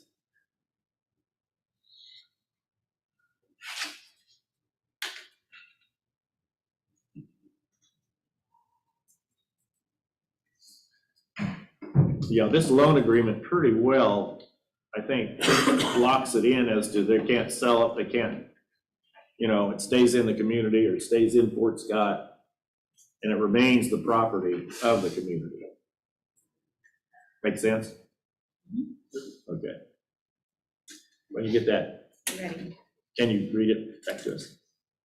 So that a new list would be made without the large national championship trophy. That list would be provided as well. That list and a copy of the loan agreement would be provided to the legacy group for them to decide what items from the list they would like to loan out. Does that make sense? Can you read it again, please? I know that doesn't make grammatical sense, Adam. They would like to receive on the loan from the college, not loan out. Loan out seems like it's another. Thank you for the It's just tutorial. like mail out. I'm just trying to help you. Well, that's why I asked her to read it again, so we could, If she had a ball bat in the business end, it'd be a more win. That could be right. Oh, wow. Okay, so revise the list, removing the large national championship trophy. Provide the new list and a copy of the loan agreement to the legacy group for them to decide what items they would like on loan. See how that did not end in a preposition? Oh, perfect. Thank you. I know it is. Do you know why? Because you tried the first time and failed? Because no, just kidding. Okay. Did that make sense? Yeah, it Does does that to me. represent what you guys want? Well, the board will vote on it, so you better, if you don't like it, let me know now, or if you want to change something. So rude. She said. What she said. Second. Second. It's been moved in second. Julie, would you call for the vote? Hart. Yes. Bolt. Yes. Nelson. Yes.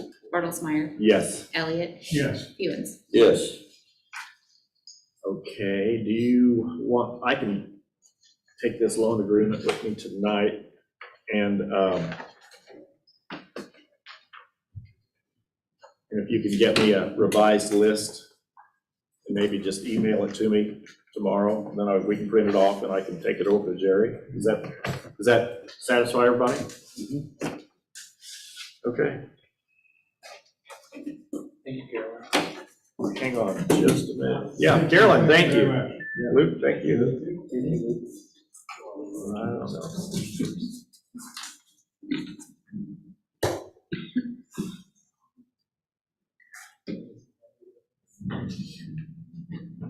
Okay, moving on. Item B, approval of Fscc negotiated agreement revisions. Fscc, how do you pronounce that? And administration have come to an agreement on the underlined revisions below to the 2021-23 negotiated agreement. Fscc has ratified the terms, leaving board approval as the final step in implementing the terms for the 2022-23 year.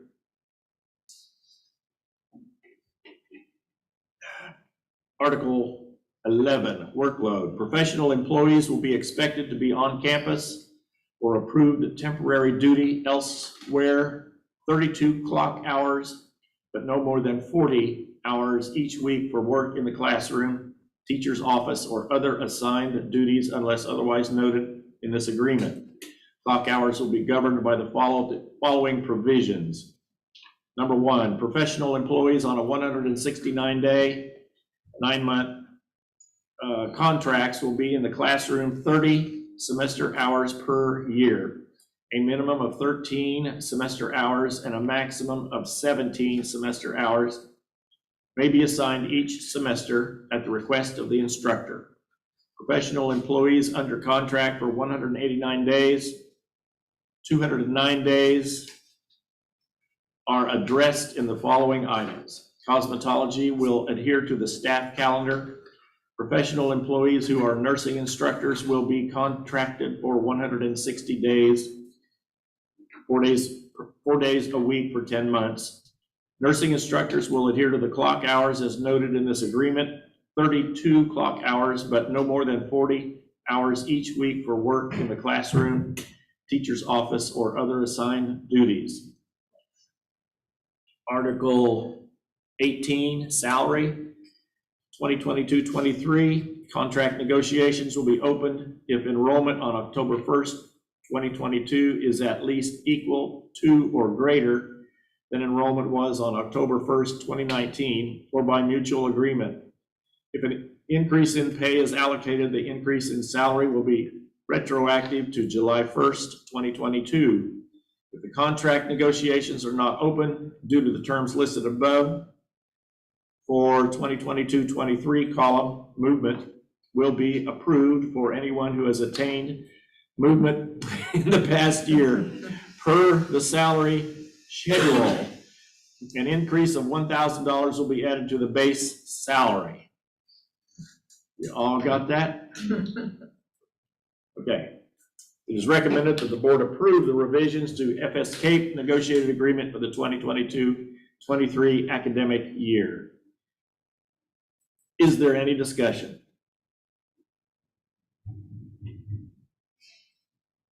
If none, thank you. It's been moved and seconded. Julie, would you call for the vote? Holt, Yes. Nelson, Yes. Bartlesmeyer, Yes. Elliott. Yes. Fewens, Yes. Hart. Yes. Item C, approval of 15 passenger van lease renewal.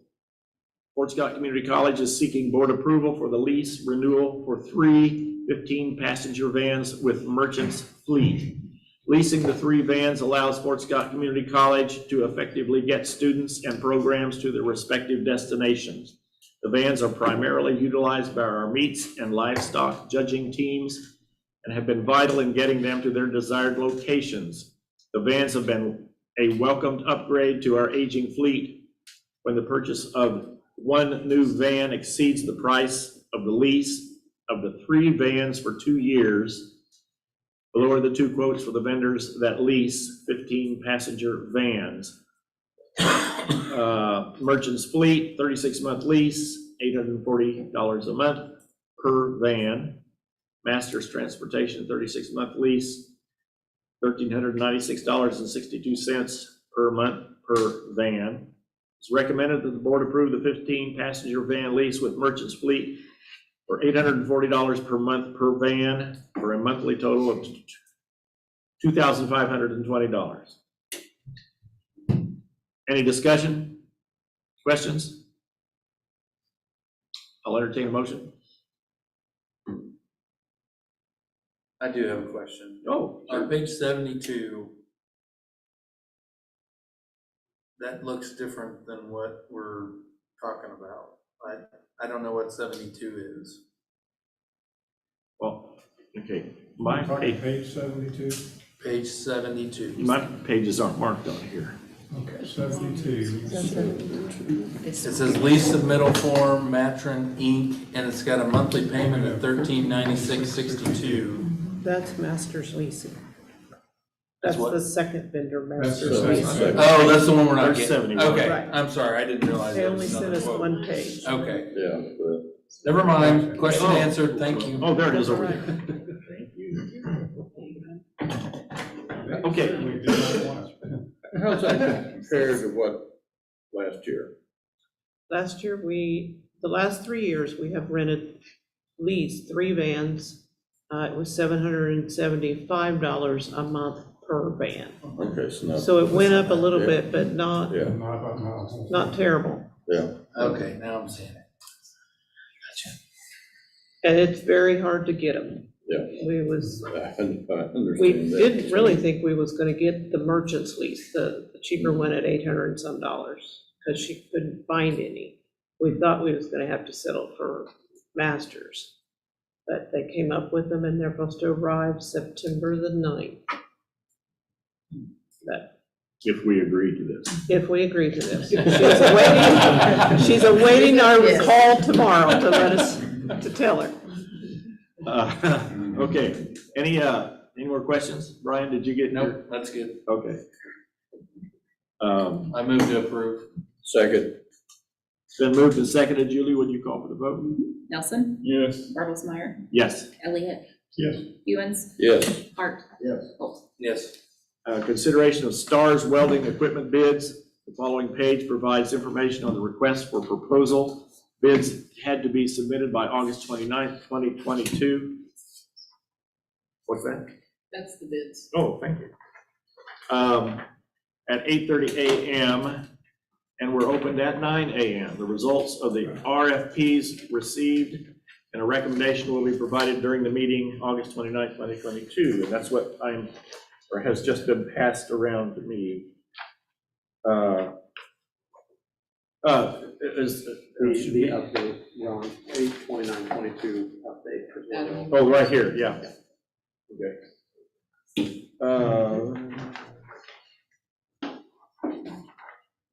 So do you want me just to go with that, John? So we received Yes. two bids, as far as the RFP goes, Fastenal and Kirkland Welding Supply. And you can see both bids. So the Kirkland bid is the one that we would recommend. This is to finish outfitting the Stars building in Pleasanton with the welding machines needed. The school district had the machines that they had, Chris. They had, the Lincoln AC, They had the AC, we needed the stick DC. welder, we need DC in order Yeah, to run TIG. so. So we did DC to TIG, and then we needed MIG welders, so this would finish out that bid. With the Kirkland bid, they also threw in 396 pounds of wire, so that's a nice addition. So we, Consumables, it's yeah, significant. we work with Kirkland quite a bit, so definitely appreciate that. Okay. Any discussion? Questions? Entertain a motion? I make a motion, we approve the bid from Kirkland Welding. Second. Moved and seconded. Julie, would you call for the vote, please? Bartlesmeyer, Yes. Elliott, Yes. Hewens, Yes. Hart, Yes. Holt, Yes. Nelson. Yes.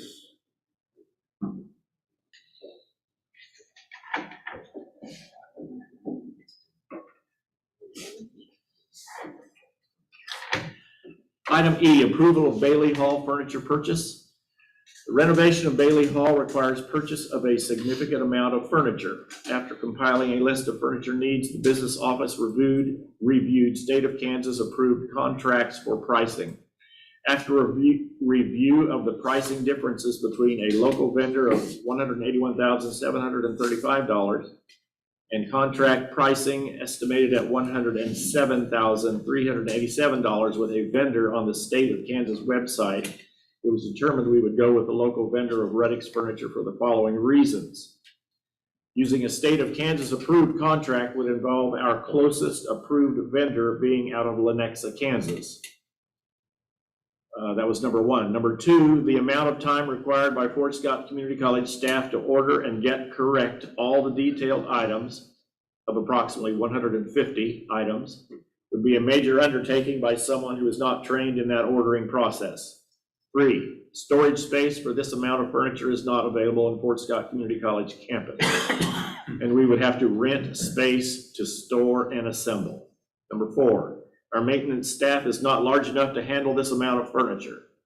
The unloading off campus, reloading to bring to campus after assembly would be above the time they have available. We would have to hire part-time additional staff and rent a box truck to move. Number five, damage loss is of no concern as Reddick's is responsible and carries the insurance.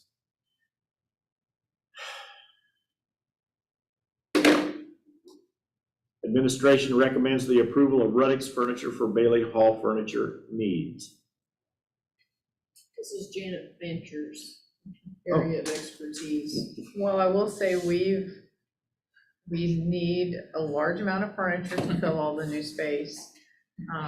And some of the differences between the two amounts that you see, things that it doesn't reflect from the Lenexa distributor, or things like some of the special orders and the special fabrics, the shipping to get things to Lenexa, and then the delivery to get things to Fort Scott. Reddings has agreed to rent an additional space to be able to gather and assemble and stage all of the furniture, so that when the renovations are finished, they will bring everything out, they will set everything up.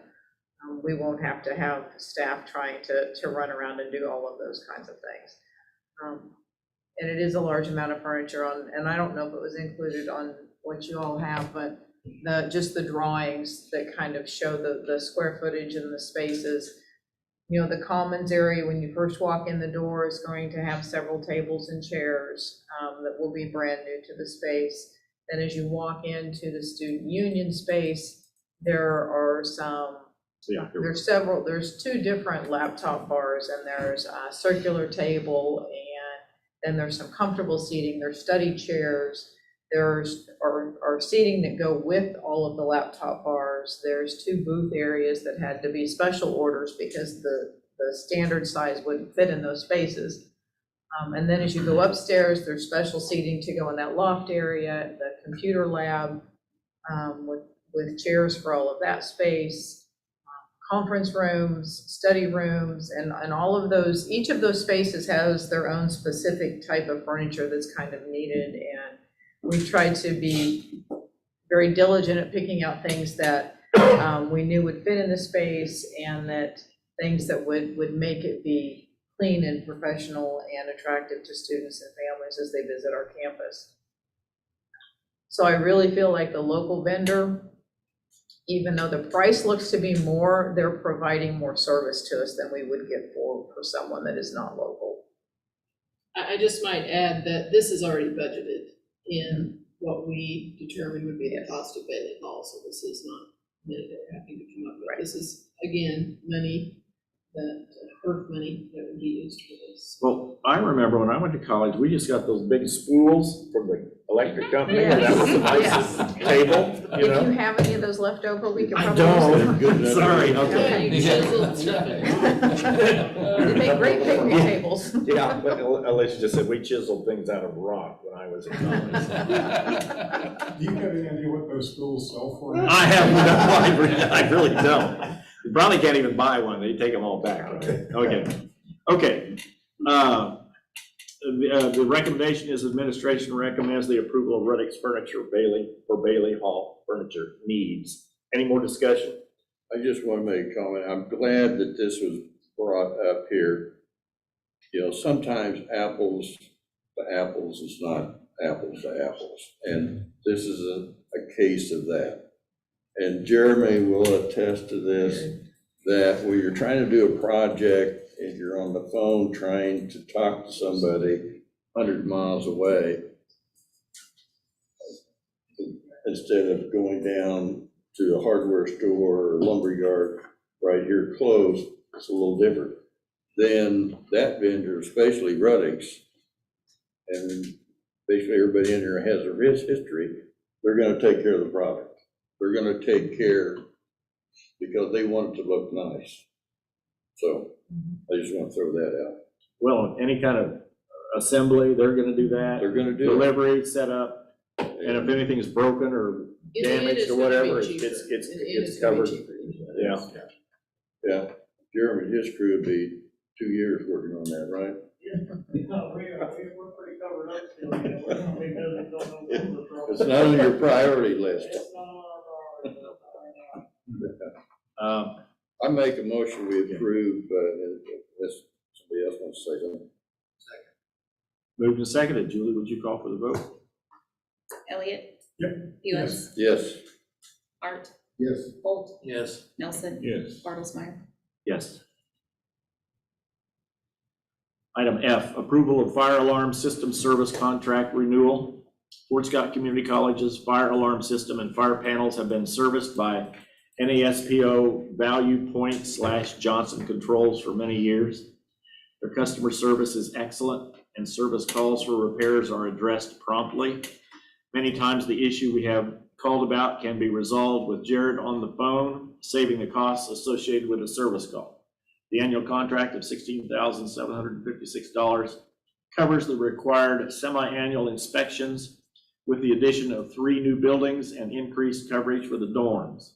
Last year's annual cost was $14,677.39 without the additional buildings and increased coverage for the dorms. See the attached comparison of costs. Maintenance believes the contract price of $16,756 is an improvement in coverage and costs.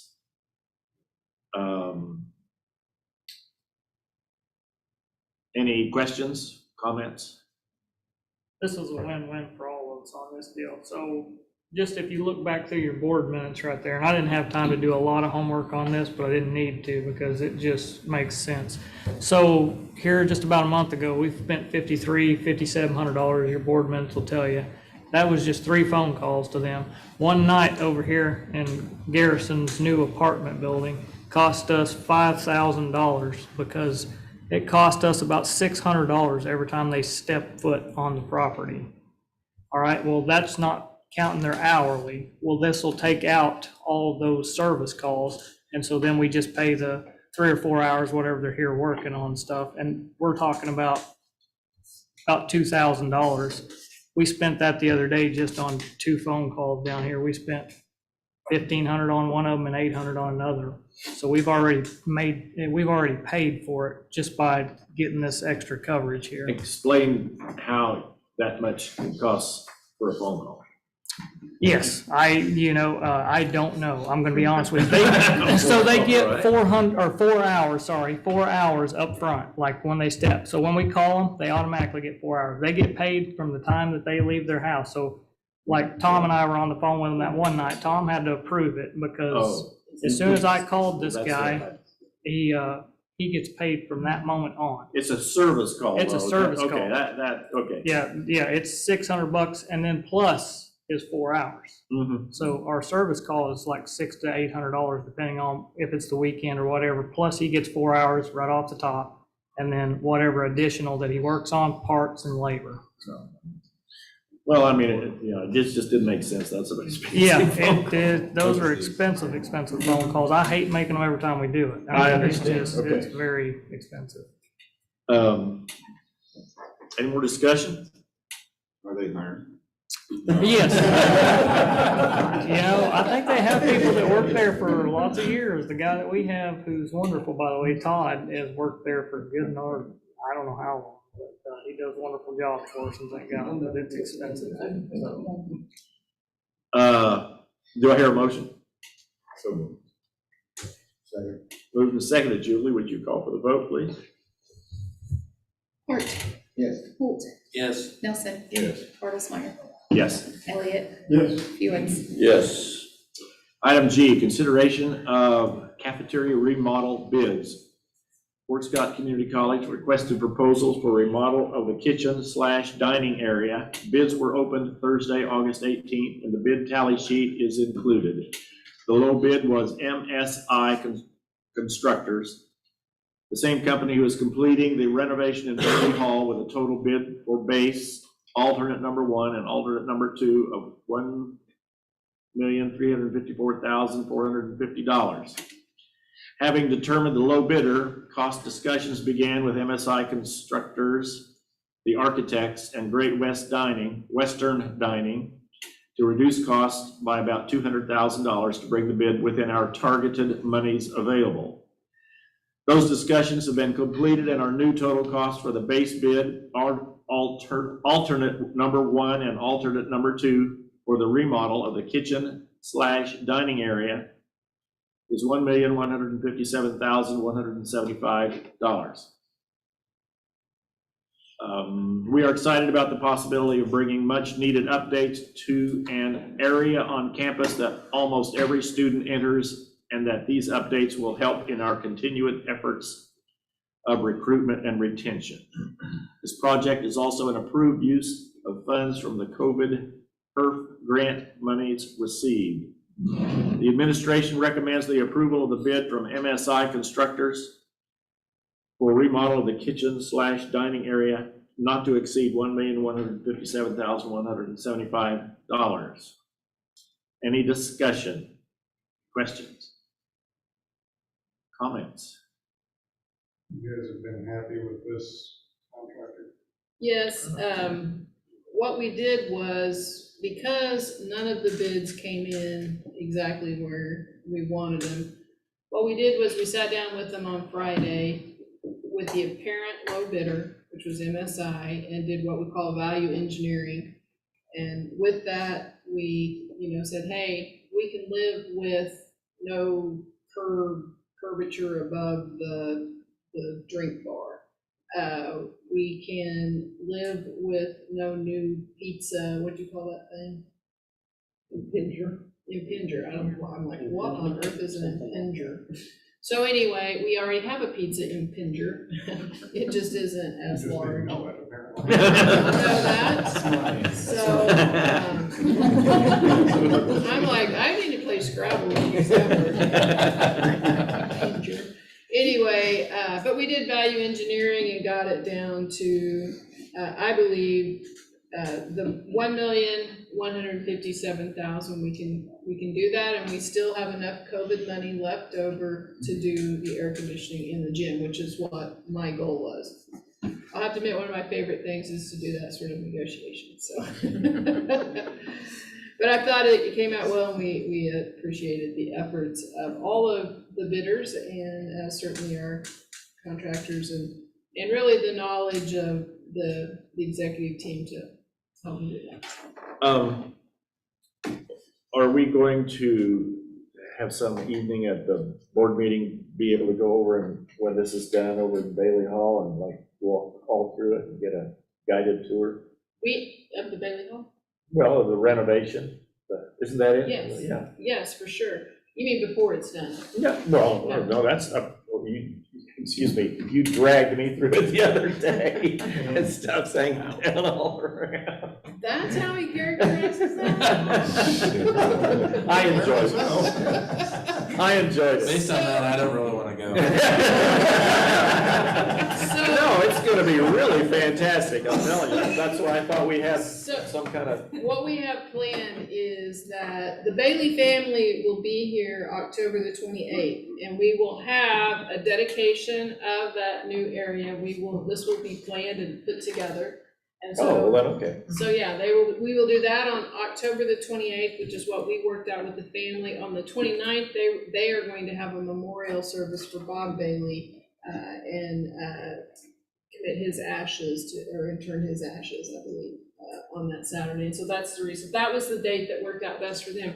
We're very hopeful that we're at least 90-some% complete when they get here on the 28th. But we will give you a lot of details as we get closer to that time. The reason I'm asking is because I know if we're all together, it has to be considered, a board meeting. I thought Well, maybe we can put plan that something- in on a board meeting where we can all go over it. Yes, that's a good idea. Thank you. Okay. Administration recommends the approval of the bid from MSI Constructors for remodel the kitchen/dining area not to exceed $1,157,175. Any more discussion? I'll entertain a motion. I'll make that motion. Moved and seconded simultaneously. Julie, would you call for the vote? Holt, Yes. Nelson, Yes. Bartlesmeyer, Yes. Elliott, Yes. Hewens, Yes. Hart. Yes. Items for review.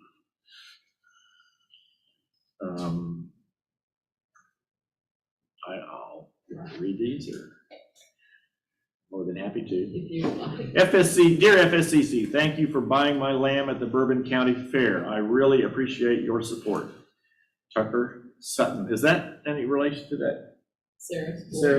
She works here still, right? Yeah, you should have seen the picture of him. It was hilarious. It was with Julie McDaniel. They tried so hard to make him smile. What? He wasn't He's having having it. Tucker, you mean, or the? Lamb, okay. The lamb might have smiled more than Tucker.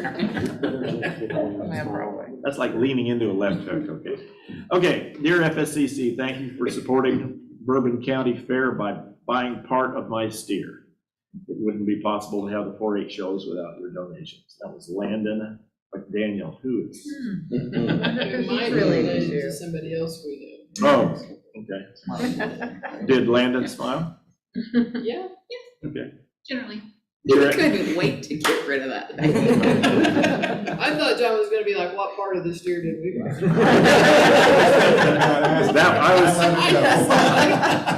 I wanted to. Dave and I were going the same place. I wanted to. Thank you.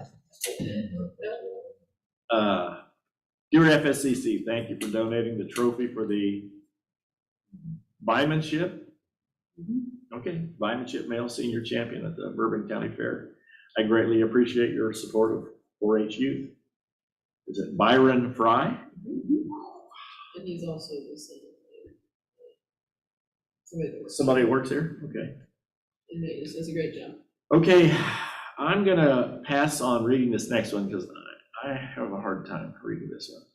Dear Mr. Sharp, thank you for allowing the Jefferson Highway Association to visit the museum and talking with us. We're still getting feedback on what a wonderful museum it was. Thank you. It's been easier to read when somebody else is reading it for me. Thank you. When you teach fourth grade for me. Good point. Okay. Okay, administrative updates. Adam.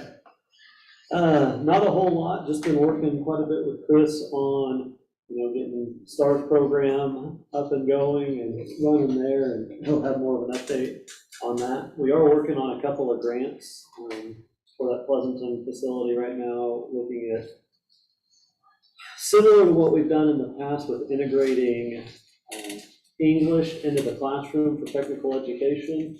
And so we'll bring in an adult education English instructor to teach English, so the students that take welding, per se, or HVAC will also receive a high school English credit while they're getting college credit for their welding course. Is that a requirement or It's not a requirement. It's been a big push for Carl Perkins funding over the last few years for integrating academic and CTE. Okay. So it's an interesting model. We've done it multiple ways. So on campus, we've trained a lot of our CTE instructors. So our instructors actually have lesson plans where they teach English or math within their course content. And this is kind of a different model that we're looking at, where we bring in somebody else to teach the English for the instructor for a certain part of their class period. So it's worked pretty well. It really benefits students in the smaller districts. So a smaller district may not be able to have senior English multiple times during the day, but they can give the credit that is needed for the student who can attend the technical course while other students are sitting in the classroom. Or on the math side, if a student, sorry Chris, I know this is close to your heart, but if a student dislikes math and can go in a construction class and get high school math credit because they're learning how to do construction math. Certain mathematical problems. Yeah, Okay. and utilizing it from a real world perspective, they pick it up a little better and have a little more value to it. So. And the school districts in Lynn County have a lot of buy-in. They're very interested. I think they're ready to grant a math and English credit to those students anyway. And like Adam's saying, it opens up their schedule, like, okay, you don't have to be in senior English, which is during welding, because you're going to get it. And a lot of it is they fill out a resume, fill out a job application, go through new hire paperwork. Yeah, you need to be able to read. Yeah. Maybe Yes. not every jot and tittle, but what is this saying? This is saying no sexual harassment, and how to skim documents to know what's in it so you know what you're signing. There's actually a lot there that's really beneficial to students. And when you get a high school senior that sees the need, now they're interested in English. And it's applicable to It's what what they're they gonna need. need. Yes. And it's, so therefore they're, more apt to want to participate. And it makes a big difference when you have your instructor in welding, whom you think the world of because they're teaching you a trade, saying, you need to know how to do this English. I'm not giving you English, or this person that we brought in who knows English better than some of my welding instructors is not giving you stuff that you're not going to use. Applicable. That's what they're looking for, and it's a great model, and it does work very well. So Lynn County schools are very head bought in. I think so, yeah. So it's good. That front. The only other update I have is tomorrow we have our performance report, which was, basically we set 6 indicators every year with the Board of Regents to try to meet. This year, if we meet 4 of the 6 or more, we're recommended for 100% funding. We've met 6 of the 6 this year, and tomorrow that goes in front of the academic committee at Board of Regents level for approval, so we'll be Really good. on if they need any questions. But yeah, this is 3rd or 4th year in a row we've been 100% funding. Good. So that's all I have. Chris? Sure.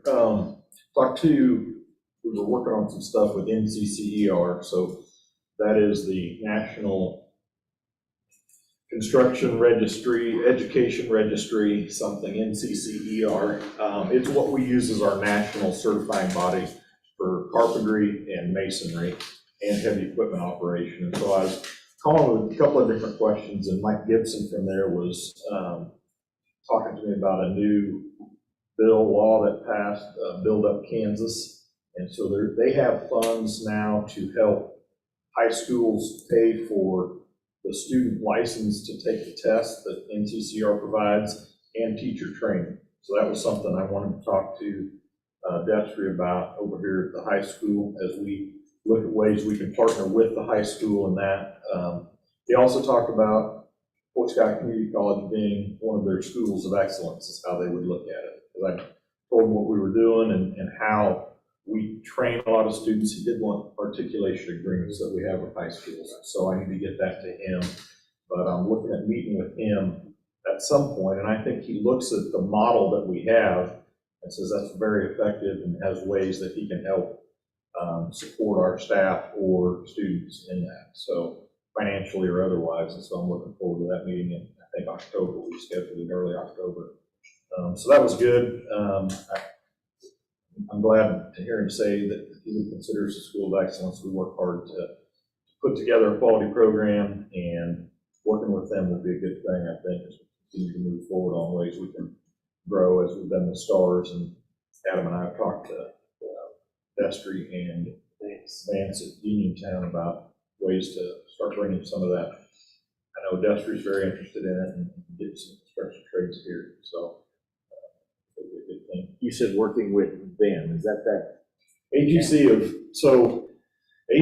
of Kansas, the Association of General Contractors, they are our ATS, our affiliate, something training sponsor. Yeah, they're our training sponsor.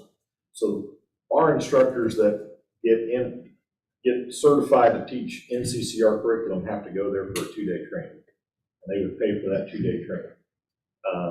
And so they have to sign off from the business side, basically, and we sign that we can be that education for NCCR.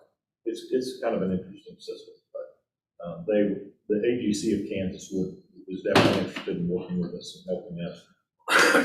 sounds like it's something that we need to pursue. Yeah, and like I said, I just talked to him today, and he was pretty excited about it. So I'll be meeting with him in October and seeing what we can do to keep moving that forward, because there's some funds available. Excellent.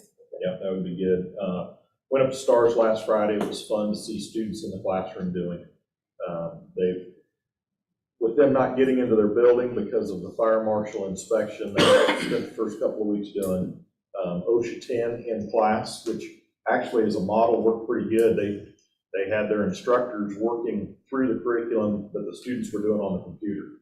And OSHA 10 can be a little bit tedious, might be a word I would use, but the instructors, they were like, we had a story for every scenario that was coming up on what they were doing. The students really were very engaged. I think everybody's passed at this point or very close. And so, but the kids are ready to get out of the classroom and so they were sweating copper when I got there and working on a blueprint design for a cutting table that their welders are gonna build.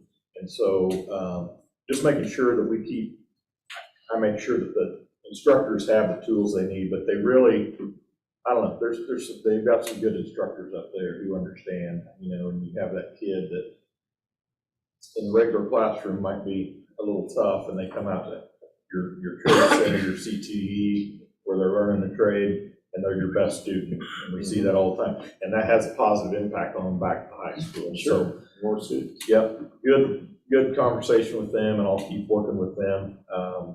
Still moving forward with our CDL program. We've talked to the Department of Commerce and kind of have things ironed out with them, and so now I'm getting ready to talk to businesses to figure out if and when they're ready to partner. I had a guy come into my office today, a businessman who was considering getting with some buddies and donating a tractor trailer to us. I was like, okay, we would work with you, certainly. But that truck driving, I have a list of over 20 people that have called, and we've not advertised one bit. The school district, Pittsburgh School District, has a couple they'd like for us to train. So I'm going to try to see if we can start even moving with bus drivers, because I know that's going to be the need immediately. And most schools have spare buses that they would let us use, and I think that would always be the case with buses. I don't know that we need to own one. I know you told us when you started a CDL, but to do the program, to get a CDL license, what is it gonna cost that student? So the cost right now is sitting at $3,000. Okay. If they come off the street and walk in our door. Yeah. If it's through a business, then the Kansas Department of Commerce Workforce Aid will provide half of that. Yeah. I talked to an individual that kind of bragging on this program that we've got coming up, and he said, "Oh, is it going to cost $6,400 like it used to be?" I said, "I don't think it's anywhere near that." Yeah. So I didn't give a specific amount, but I didn't think it's. And we're really at $3,000 on the very low end of things. A lot of the schools, especially with the new entry-level driver training requirement, have gone up significantly. So it's, we're very affordable. Yeah, sure. Okay, very good. Yeah. Thank you. Nothing like sweating copper. No. Janet. Well, we're getting our students kind of settled in now. Everybody's in their classes and calming down just a little bit. So we're working to get peer tutors in place over in Student Success Center. So Jody's been talking to a lot of students and getting all their paperwork lined out so that we'll have tutoring available all the time, all day long. And then 4 evenings a week, Monday through Thursday, there'll be someone available till about 7 in the evening for students to come in and receive tutoring. The admissions office facilitated the Welcome Week activities, so they had the first 2 days some breakfast foods and people out to meet and greet students and help direct them to where they needed to go. They worked with the movie theater, as Tom has for the rest of the semester too, to get movie for students for $1. Then they also had a cookout that week for anyone that wanted to stop by and have hot dog and chips. And so they worked really hard to get that done. The Business Expo was the middle of the week, so businesses from the community were invited to come in and set up a table to display what they have to offer to our students. So students kind of get an idea of what's out there in the community because they don't often venture too far away from campus. Since then, admissions has been reaching out to high school counselors. I know they sent some packets of goodies out to the different high schools so that they could kind of say, here we are, and this is what we want to do. And I looked at their calendar this afternoon, and from next week through the beginning of November, both Marcus and Abby are on the road 2 or 3 or 4 days a week going to different high schools around the area. A lot of days they'll go to 2 or 3 different high schools at once. They try to group them together so that mileage and gasoline wise, we're not spending time running back and forth to the same place multiple times. But it's nice that they can get back in high schools. This is the first year since COVID we've been able to full on get back into those places. So that's a good thing. The one exciting thing that I was pretty excited to have is Southeast Kansas Mental Health is going to be sending a licensed therapist on campus for us 2.5 days a week.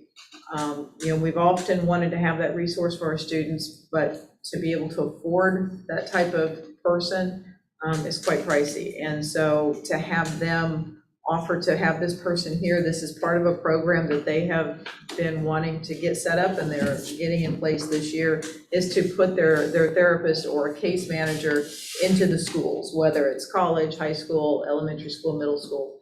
And so the lady was out here today and she's coming back on Wednesday and Thursday this week. But she is a licensed therapist. She's not just a resource person to direct students. She can actually visit with students and help them get, when they're having emotional or mental crisis that they need someone to be able to sit down and talk to. So that's huge for us to have that person here. We're excited to have her here. Part of what she's going to do is she's going to go to all the first year experience classes to introduce herself to students and give them some background on what she does and what she's here to help with. We're going to set up a time for her to meet with dorm kids, with Cosmo students, because Cosmo doesn't get that first year experience class.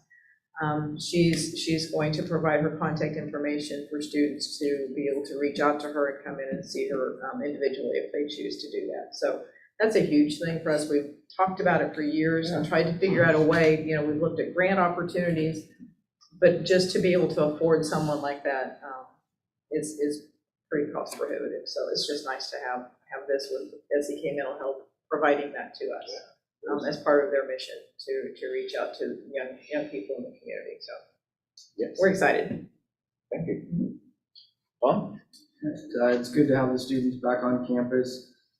We've got 8 RAs working in the dorms, supervising all the kids on a nightly basis. So far, find some wood, it's been a really good start to the year. It seems like a really great group of kids, as it always is, and we're excited to have them in. We have been working with different businesses in town, trying to establish relationships where we can enhance their college experience. Janet mentioned the movie theater, and so every Wednesday we have $1 student night, where if they bring their ID, they can go in and get into the movie for $1, which is great for them. And that'll go throughout the entire year, and so that's great. I'd like to thank them for that, because it's it's getting them some business, but it's also giving our students something to do, which is something that we often hear in Fort Scott that they struggle with, and so we're excited about that. Within the foundation office, we offered so far 206 scholarships for this year, about $204,000, which some of those range in the amount that each student gets based on what the scholarship is. But we've never been over $200,000 before, and so I thank Carolyn a lot for that, because she doesn't wait for applications to come to her, she goes and finds the kids. She analyzes transcripts and sees what their schedules are, and then goes and reaches out and sees where they're from. And she's been a great asset to us. And she told me that the 31st is her last day over there. And so we're gonna miss her, but I don't believe her. She'll be back. But she's done a great job with my assistant Sarah as well. She's taught her the ropes in a short amount of time, and I think that she's grasped a lot of that knowledge that is not historically based, but just how things work in the foundation office. And so we're grateful for all the time and years that she's been able to put in, and we'll continue to rely on her as we move forward. Our next foundation event, you guys will probably see going around on social media and whatnot. Tonight is, we're gonna have a golf tournament on October 29th, 2 months from tonight. And it's gonna be a night golf tournament with glow-in-the-dark balls at Highland, or Woodland, jeez, it's like Woodland Hills. And it's limited to 18 teams, but I think it's 18 teams. Yeah, because it's one per. Yeah. Normally, there's a lot more than that at tournaments, but we don't want people hurting each other at night. And so it'll be fun. So far, the reception that we've got from it has been positive. We got some whole sponsors already lined up. We're hoping to raise enough money, raise money that Luke hopefully will be able to look at starting a driving range on campus for the golf team and possibly for the community to use as well. It's something that we started in the plans probably 2 years ago now. And we just need some help as far as fundraising money to be able to start it and see what it's actually going to take. And we're excited about all that, and all of the proceeds from this will go directly into establishing that for the college. So we're excited about that, and try to promote that for me as much as you can. We hope to raise about 20 to 25,000 out of that event, and so I think that it's within range, and it's going to be a good time. And costumes will be encouraged because it's only 2 nights before Halloween. Okay. Julie, anything? Our biggest things coming up are audit that begins on fiscal year end audit that begins on September the 19th. And then that same week, we also start refund processing and all the financial aid processing. So that'll be a big push that week to get refunds out to students. But right now, we're basically preparing for audit and for refunds in the financial aid office. Cashiers and financial aid are working to get students. I seen our newest financial aid person out there sitting with a student filling out her FAFSA today. She's very good at that and patient at sitting with them to get things done.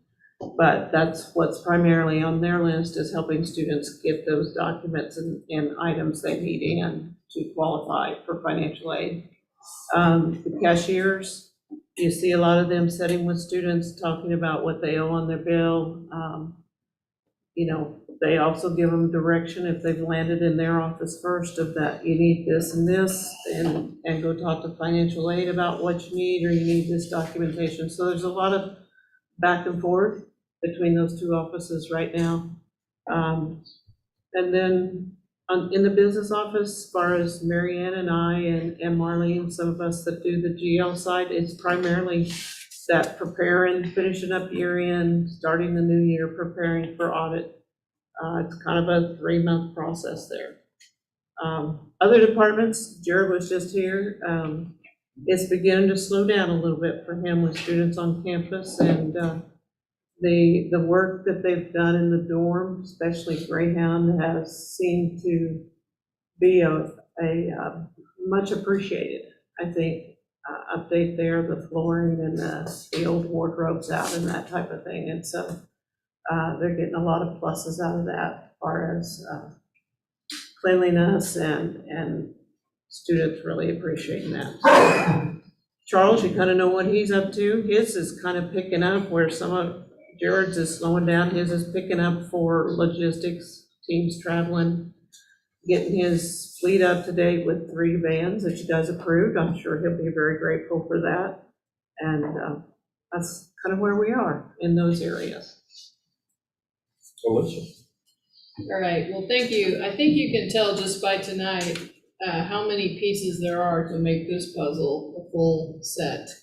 And I can tell you, it really does take a team effort. And I couldn't be more proud of the people that I work with that are just excellent in their areas. And you can tell, like I said, just from tonight, that their expertise has really allowed us to move forward and to meet the mission that we need to meet here at Fort Scott Community College, and that is, of course, to take care of students in the community, and I think we're doing that. And so I can't tell you how much I appreciate these guys, because it's a lot, and it does not, you don't get appreciated all the time, but it really does not go unnoticed, and it really does take a village, and gosh, these guys are good.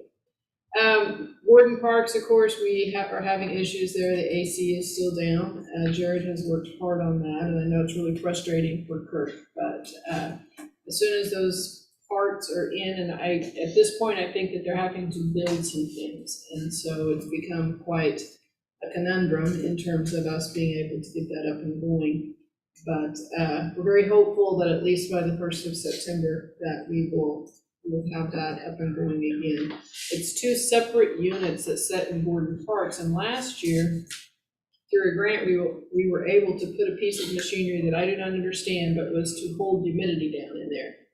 Somehow Jared has explained to me that that new piece of machinery has messed with the compressors on those other 2 units. And so even though the one unit is only a year old, the compressor burned out. And so I don't know what it is, but somehow we've got, some issues with talking with this humidity machine and the AC. And so it's caused us quite a few problems. And with some of the supply chain delays, we're having issues. In this case, I take it that they're having to build the whole thing. Miami County always puts out a wonderful newsletter, and you can look at that. I always like to look at her pictures. So up at Miami County, they do some general education stuff. It's one of those places that we probably need to visit, we, meaning you all on the board, at some point. The campus that we have up there is actually at the old hospital. They're in Paola. And so it is I always remember it just being on the southeast side of town, to be honest with you. I wouldn't be able to call the address. I know how to get there though. So, and we do welding up there as well, and we added that welding a couple of years ago. For my report, we are steady in enrollment, which is good. We're basically where we were last year. I can tell you though that like from 2018, 2019, we're still down hard. So, but at least we're back to where we were last year. And so that is somewhat encouraging.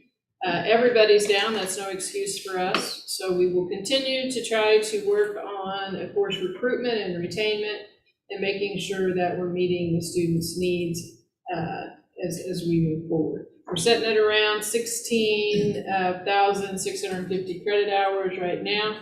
And so what we projected that you saw in the budget of 34,000, we're pretty much on track to do that. So in this case, the projections worked out. It is always uplifting, as they said, to have students back on campus. It's nice to get students back. It gets kind of lonely here in the summertime. It gets a lot more exciting when students are around. So mostly what I shared in here was just the stuff that was in the budget as well. I do think it's interesting when you look at the breakdown of how we're funded. We get 25% of our total funding from tuition and fees. 16% comes from auxiliary, which would be the bookstore, dorms, those types of things. So for total percentages, about 41% of that 14 point whatever it is $1 million budget comes from students. We get about this year anyway, or last year actually, 29% of our income came from the state through our block grant as well as SB 155 and some other funding. 27% came from local taxes and 3% is basically administrative monies that we receive from managing grants. So I always think that that's interesting. I will be in Topeka tomorrow to hopefully help with funding. I'm on a legislative committee, so I'll be at the Capitol tomorrow to talk about community college recentering funding, which has been something that they have agreed on, but to try to hammer out the details. And so it's always important that we advocate for community college funding with the legislature because, of course, they do control those purse strings. And so it is nice to be appointed to that legislative committee to be able to make sure that they understand, what we need. And it's nice to be able to put Fort Scott up there and let people know that, we're doing good things down here. That's all I have for my report, and I'd be happy to stand for questions. Okay, ACCT. You guys want to do that? You were there longer than I was. Or I can. Go ahead, Robert. No, I mean, it was a good meeting. I enjoyed the time over here. Some of the sessions, especially like session, dealing with I don't think we've done this evaluation of board of trustees. I don't know if we've ever done that. Evaluating ourselves, basically, was a self-evaluation, and I think I asked Don, I can't remember that, from KCK, to send me a copy of the evaluation that they used, and I hadn't received yet, so when I get that, I'm going to share that. I'd like to see that. With this. Some of the legal trends in higher education was also discussed, having to do with attorney-client privileges and so forth. I think I only had to be nudged once, I think, to do that. So it got kind of interesting. Let's see. Another big one was cybersecurity, which was huge. Wow, one of the things that it did to one community college in St. Illinois. Louis and Clark. Yes, that was an expensive experiment. Experience that they had. But basically, the thing that I was impressed with was we got a lot of comments from the colleges that attended here, presidents as well as trustees. They liked and they enjoyed our facilities, thought they were great. And so the compliments, they were very complimentary about the facilities that we had. And I think the conference as a whole was run very well. So I think all of our participants did very well. Very well. I enjoyed it. Robert and I were two board members attending from Fort Scott, but just to meet these other people, everybody's different, but the problems are all the same. And it's so good to have discussions with these people about, well, what do you do when this situation happens? And listening to how things are changing. People, I'm on the board, and I can't believe how fast things change and things we have to deal with on a daily basis. And I couldn't participate in the whole thing, but I've got, 20 things written down here that are just brought up at these meetings that I just wasn't aware of. You just don't think of some of these things. But so it's really good and to participate in these. And I wish more of us could. I explained to Alicia today when we met before this meeting that it makes me want to go to more of these meetings and learn what these people have. Some of these people have been doing this a long time. And it's nice to think that there are more people like you who give their time to make this happen. And it's just really good. And so I enjoyed it, and I plan on at least trying to do some more of these meetings. I think they may have 3 or 4 a year. Is it 3 a year? 4 at 3 different colleges, and one is. Okay. Anyway, I thought it was really good networking and good speakers. So that was a good thing.